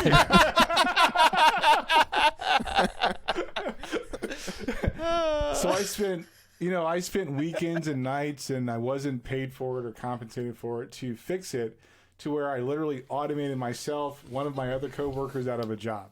Yeah, that was great work, Andre. Yeah, good job. I kept telling him that along the way too. I'm like, you realize like you're literally coding yourself out of a job here, and he's like, no, I recognize that. I hope I can find a better job. That's my point, by the way, about what I'm saying about we should make people that make those decisions. Hey, what's the truth here? Yeah. Okay, I'm gonna act in good faith. I got 3 kids. I'm trying to make people. Give me a break. It takes time. Yeah. And I think that's a common issue between a lot of jobs, that people actually don't want to do the right thing for the fear of losing their job. Yeah. Whether it be stepping on a superior's feet, or you know what I mean. Well, I didn't want to say that. Even when I took this endeavor, I knew that I told Chris, I'm like, I don't need permission. We just need to prove it works, right? Yeah. Like he was like, hey, well, should we? I'm like, no, we're just going to show them it works. So I definitely agree with what you're saying, and you're probably saying it because, like, because you're his son. But those are the values and principles that I try to raise my kids with. So that would not be foreign, right? But you do those he's things taking because credit right there. they're my kids. Yeah, so I mean, that for means I did a example- good job as a parent. So. Yeah. I mean, for example, and I wish this is the society I wish we lived in, right? Where we had a guy like Mark Zuckerberg, right? Let's just say, which it's obvious that this isn't the case, but let's just say he made Facebook so that he could have some sort of real connected community. So That's he can get obviously started. not Right. the case. So but that it let's wasn't just say that's just to rate let's say that's girls. what the mission was. Right, exactly. And okay. So as Facebook grows into what it is, he would be the leader of that. And he's like, you know what? This isn't what I set out for. Yeah. Probably what Jack Dorsey did with Twitter. Hey, this isn't what I set out for. I'm gonna shut down Facebook. I wish that we lived in that society where that would happen. I'm sure that there's reasons why he that's the can't thing. do that. He could, but it would defeat his own interest at this point. Yeah, He's but so like, used to wouldn't that being be a rich cool? snob. Yes, it'd be Yeah. amazing if there was somebody Wouldn't that as be selfless cool? as that, right? Who Have you guys who had they that are, level there of are. well, yeah, Like but Jeff Bezos. in that role, well, yeah. Jeff yeah, Bezos yeah, is I like, was- no, guys, work there- for me. I'm going to make $1 billion, and then I'm going to build a penis rocket to launch myself into space. And then you guys can have the rest of it. Yeah. Joe, you make an interesting point there that there are those people, they're just not in those positions, and I think Well, it's, that's what we run into the fire department all the time. All the time. We tell. Even I started telling people who wanted to be volunteers, like, you come into this with an idea of you're going to serve your community and better your life, and you do get a lot of training and life skills that are going to service you further on down the road and your community. But at the end of the day, you're not doing this to get rich, and you're never going to even get enough money to make this Right. your full-time thing. And the personality traits that allow for you to reach the pinnacles that Mark Zuckerberg has reached and Jeff Bezos. A lot of self-sacrifice that you're not going to get for those Well, corporate and bigwigs, yeah. self-centeredness, like there's self-centeredness. Yeah, there's a It's level of narcissistic, narcissism. Yeah. disagreeable. These types of individuals, low in openness. These types of personality traits that lead into you being at the pinnacle. So there's something about that that we need to well, I mean, alter too. I don't know. and part of that, and I hate to say it because I know Andre's going to be like, that's not true, but I feel like it's part of it is the capitalistic Don't let Andre society that we censor live you. in. Like, it does value that, right? Like, we have put a certain value on people who are willing to step on everybody else to get to wherever they want to go. I'm definitely going to say that that's not true. All I would So- take it a little bit away from capitalism too, and maybe put it more towards materialistic view of the Yeah, world. I would. No, that's- I would, because that's I fair. think that allows for spirituality to come in, which I think is a lot of the reason why we're having so much issues. Not spirituality in the trendy way of like, I'm spiritual, I'm not religious, but like Are genuine. you fucking making fun of me right spirituality. now? No, I'd just argue that you are religious in ways that maybe there No, wouldn't be, I'm- that you're not so. I understand. So- I mean, I grew up Catholic, so whether I like it or not, there are elements of my life that are absolutely religious. So there are things where I would say like I'm not an eternal optimist, nor do I. Sorry. Yeah, I'm not. We all know that, so I'm going to acknowledge that publicly. But for example, I think that we also want to like remember our own responsibility. There's a project on GitHub that I use in my workflow. Last month, I actually, January, I started to sponsor the developer, right? So I believe that, that wasn't for the cool little badge I get or, my picture shows up somewhere. You get a It's cool because badge? It's because I believe in the project and it's helpful and I want to contribute to help him to make it better and hopefully he doesn't stop developing the program. So give me a cool badge for crawling into burning buildings, but you don't see me bragging. My point being, asshole, is that we have those opportunities. We're just not looking like close enough, long enough for the things to support the ideal, society that we like to live in. We just have to make those conscious decisions because I've often used open source projects and not contributed back to the person that spends, 20, 30 hours unpaid working on it. We can do those things. We can fix those things. We can inspire the next Zuckerberg-esque person Look that at builds. Minecraft and what happened with that. Yeah, Microsoft bought him, and now it's fucked. Well, I was referring to the fact that some weeby bearded guy in his basement was like, "I'm gonna make a game that I want to play," and people got really like, oh, this is awesome. Yeah. And he made it open sourced for people to get, and then it went to, oh, well, I can sell this. Yeah. And then now, even though Minecraft is one of the most like empowering like video games for the disability community, and handicap accessible and all that, and it being a benchmark for other games that have since come out, it has fallen so far from its. It's a money original machine. Glory notion. days. There are Yeah. pockets in our society that let me get this thought out, and then you can have. There are pockets there are pockets in our society that show us the path to the society the ideal society that we want to live in.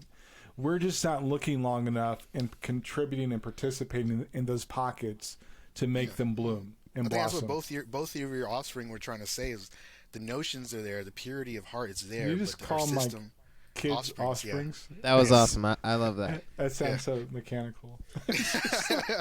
Well, we're all robots. Take my seed, woman. But Oh, I'm sure your children But- appreciate that, Andre.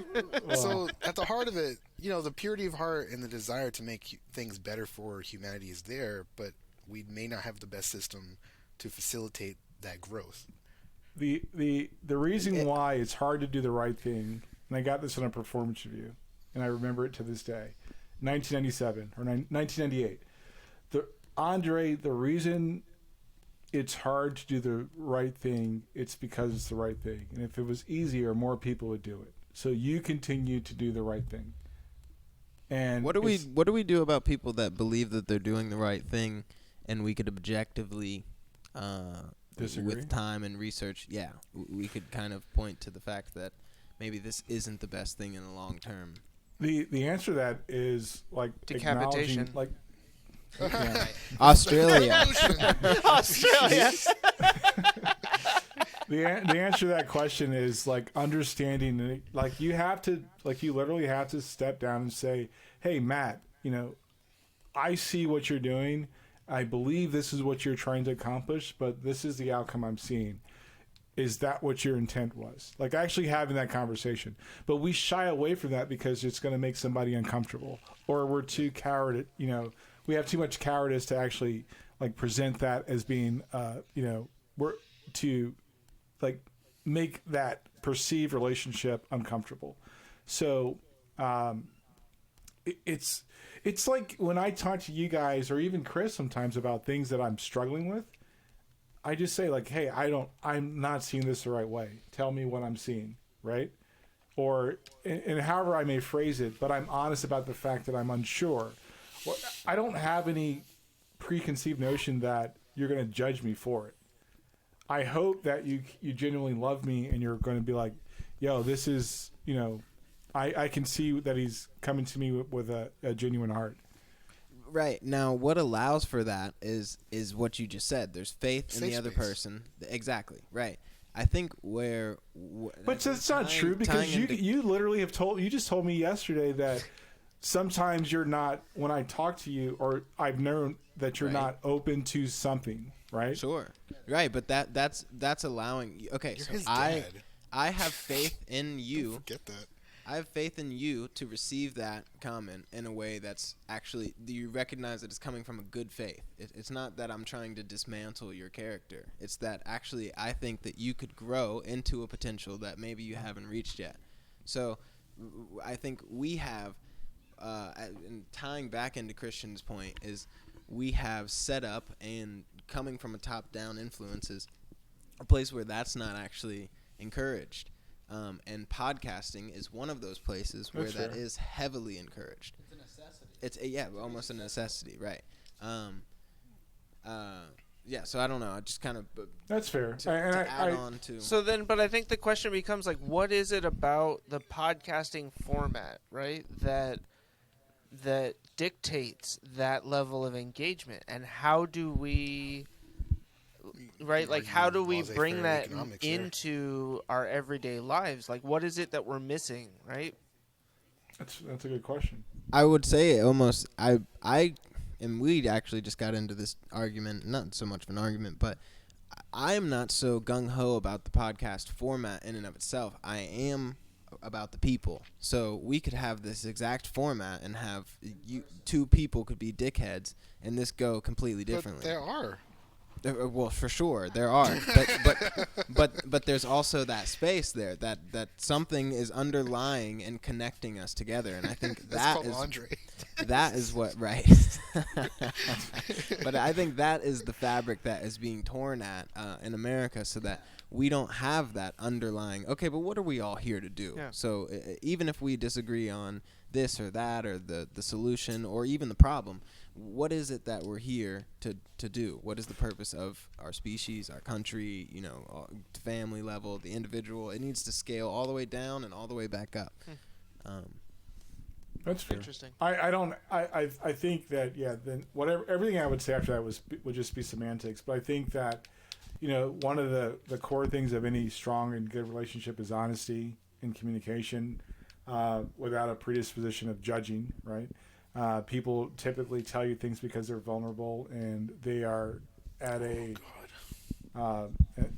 I'd like to do a semantic thing here. I am not so opposed to judgment, but the condemnation, and I think we need to get back to judging people, but for the right reasons, not judging in hopes of putting you in a box so that you can't get out of that. Yeah, we don't want another witch trials. And another thing that's kind of gotten into our lexicon is like it'll be like, I'm being vulnerable with you. And I think that it's like almost cliche, and it's disorienting because we're human beings and we are vulnerable. You're born vulnerable.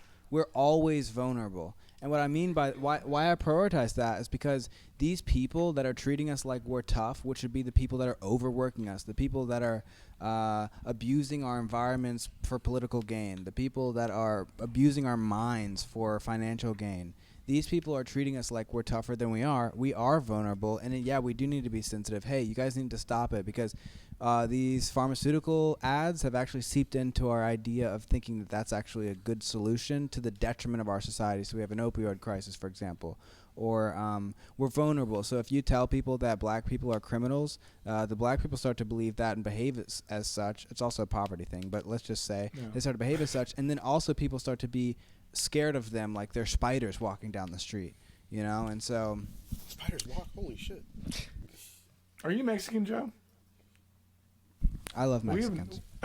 We've not gotten the answer to that question. I don't think we will. I'm pretty. I felt like I gave that answer. Oh, I'm sorry. That was pretty racist. That's racist, Andre. Well, I'll tell you. It wasn't racist. It was directly inquisitive on a topic that I find sensitive. Oh, well, if we're being emotionally vulnerable to each other. I will. Okay, so I think that people keep saying that we like, and I was getting into this kind of this conversation with your sister, like the way that we change the definition of words is really weird. And then I started to look into some words that have changed in the last 5 years, like capping, right? Like cap, like cap. Yeah, it's actually now the new definition is it's a lie, right? Yeah, you didn't know that? Oh, yeah. Does it look like I hang around anybody that's not you guys? so like capping went from like having a one up on somebody to like busting a cap on somebody, shooting somebody, to now the current definition is a lie. So it goes back to what I feel of like, well. So we can't get to a point where we can kind of, tell people I don't understand what you're saying or have an honest conversation. Yeah. So communication's an issue. And the second part is like vulnerability is not necessarily a bad thing. Being, I used to get very, upset when people would, in my community growing up, if you call somebody ignorant, you better put the hands up real quick. Yeah. Big words coming from a pussy. Yeah. So you were definitely in New York. That's so when I looked at the word in a different environment where it's like ignorant is like not understanding and having some level of ignoring something. Yeah. There's a deficiency. That word is not offensive to me to where before I'd be like, yo, put the hands up, B. Like this is not going to be a thing. So we have to get to a point where we can have better conversations. As a parent, for me, I understand and know for a fact my kids are going to see the world differently than I. Like, it's just not even a question. But I'm not going to not love my kids because we see something differently. So I've had to wrestle through, and I'll tell them, like, look, you got to walk me through this because I may not use those words, like, yo, I don't understand. We're not connecting here. What's going on? Yeah, but like, I'll say, like, yo, I don't get it, yo. You got to help me understand that. And that's okay, but I think we have a better relationship. And I think that when you scale that, if you can scale that, you have a better society, you know? I still fuck up with my kids. There are times where, like, you know, I got my bag and I'm not like letting it go, but I'll come back and be like, yo, I just want to make sure that this is the point I was trying to get across. Did you get that? And then we can move on. Right. So maybe it's a sense of connectedness, because there's an element of, okay, so I'm walking down the street or I'm at the gas station, somebody says something I don't agree with. I have the ability to never see that man again. Now, there's something between a father and a son where I'm less likely to make that decision. You know what I mean? So maybe there's something there that we need to do between people that allows for that space to be opened back up. But right, so where we're more connected, so that it's not as easy as me just walking away and saying, "Oh, that guy's a fucking idiot. I'm never gonna talk to him again," or Right. whatever. Yeah. And then see him at Starbucks 2 days later. Right. Those Knicks, huh? But it's all good. Hey, you guys have any other points, Chris? They have tons of points. Are you kids? Yeah, I know, right? I'm loving hearing this. That's why I haven't been talking too much, because there's not much to say for me. If we're gonna I'm go much just an longer, asshole I'm with gonna some need another controversial bathroom viewpoints. Yeah, we're gonna wrap it up. You don't have a piss bucket? No. Where's your sippy cup? Chris, you're about to send. Yeah, I just always like to end because there's a lot of things working against it. It's possible that it won't work out in our lifetime, but it's like probable, I should maybe say instead of possible. It's probable that none of these issues will be solved, but I do want to say, I always want to end that, like, there is a hope, and it is efforts like this. It is learning individually. It is trying to be the bigger guy when things get hard. It is trying to be a leader in your alone time so that you can be a leader in public, and in the small moments when it's hard. Every little action does have a reciprocal action that continues on, and so keep that spirit, and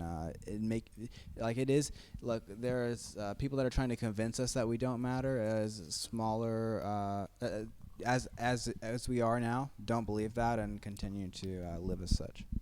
Maddie, you got anything? One, I'm surprised, Chris, that you don't have a racetrack suit. I thought maybe that would just be one of the things you have. Maybe like a Halloween a couple years ago or something. I could see you being a NASCAR driver. But it's funny that you say that. Oh God, come on, yo. No, like when I was, I think it was 8th grade, I had a presentation that I did, and I wore like a full-on like Dale fire Earnhardt. suit. No, it wasn't Dale Earnhardt. It was my dad's old fire suit because he used to race cars back in the day. Huh. Cool. Yeah, no, but on a serious note, to piggyback on Christian's, what he just said, we are constantly in a battle between space and time. And so orient your space in a manner that's aligned with the highest good that you can come up with, and understand that the time will allow for the completion of that process, and we won't be able to see it. But, yeah. That was too metaphysical for me. Like, I liked it. no, If I had it's some like pot, I would totally listen to him say that in slow motion.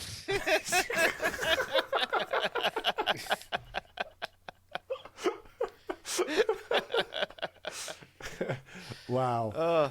All right. Well, I'm super. I'm gonna humble like dad brag. I'm very grateful that I can like talk to my kids about just about anything, good, bad, comfortable, uncomfortable, and these guys still rock with me. So that's dope. So, that's awesome to do. And it's when you're a parent, like when your kids get older, like a lot of people like I've seen some of my daughter's parents or daughter's friends' parents that kind of lament when their kids move out. But I'm super grateful that my wife. No, that was an easy one. yeah. I'm super grateful that like we in our family we still have strong relationships. So that's dope. So I want to publicly say that it means a lot to me. It means a lot to your stepmom. So it means a lot, and I'm sure it means a lot to your mom as well. So it's dope, and I'm proud, and I just want to let you know because one day a pink elephant's going to crush my car. So I want to let you guys know that publicly that you guys are very important to me. Joe, thanks for hanging out. I saw your daughter pop in the cut. Yeah, they ripped off the trim on the bathroom door, so I gotta go fix that. Nice. That's not me admitting I'm Mexican. To do some home improvement. Another thing, thank you for having us on for sure. Oh yeah, I mean, you guys' perspective is super dope because as Chris Smith will be quick to remind me, I'm old. Old and as Joe fuck. has started. Yeah, Joe I was has saying started. it's old Andre versus new Andres. So. Yeah, so was it's interesting. No, you guys are always welcome. If you ever hey, what are you guys doing on when you're recording? Want to just hang out? Definitely let us know. Yeah. Yeah, and like Chris was saying, if over time you guys want to kind of reapproach the same ideas and see how we feel about it later, I would love that. Oh yeah. Yeah, 'Cause I definitely. need to. Yeah. Get that youth discussion in. Thanks again, Yeah. guys. Absolutely. Yeah, because it's not a generational. I think one of the things I would say, and I echo some of your sentiments on media. They try to play this whole generational thing. I don't think it's that big or important. I think it's just a matter of are you listening to what they're saying? They're saying something very specific, and you're choosing not to listen to them because it's very easy to forget that when at 45, at one point I was 26, right? At 26, at one point I was 22. Right? Now, my 22 and 26 are a lot different than your 22 and 26. But if you do the math, and it's definitely different from Chris's, 35 now? You're 35, Chris? Yeah, we'll call it 35. That sounds beautiful. You're 37 now, right? Fuck you. God damn it. I was fine with 35. Why you gotta call me out like that? Yeah. I got that baby face. No, dude. Yeah, you wear it well. Thank you. Whatever. He's 37. Fuck you. So it's important 45. Yeah, I can still knock you out. Yeah. If you want to drive 2.5 hours, it will be worth it, just to prove a point. bring it. I'll record it and we can put it on the podcast. God damn it. I'm going to piss my pants if we don't fucking wrap up this episode. Yeah, All let's right. do it. So we're super glad you guys joined us today. If you're watching YouTube, please go wherever you listen to podcasts on Spotify, SoundCloud, Apple Podcasts, Pandora, Google Podcasts. Tune in. Subscribe to us there. We're trying to really grow this community, and the same thing goes if you're listening to us. Check us out on YouTube. Subscribe, get the notifications. Hopefully Chris Smith gets back into his groove here. If you have comments, hit us up at comments@chrisandandreshow.com. I'm Andre at chrisandandreshow.com. I'm Chris at christianandreshow.com. Wow. That's where we're Thanks, at. guys. As always, thank you for hanging out with us. We'll talk to you soon. See you, Joey.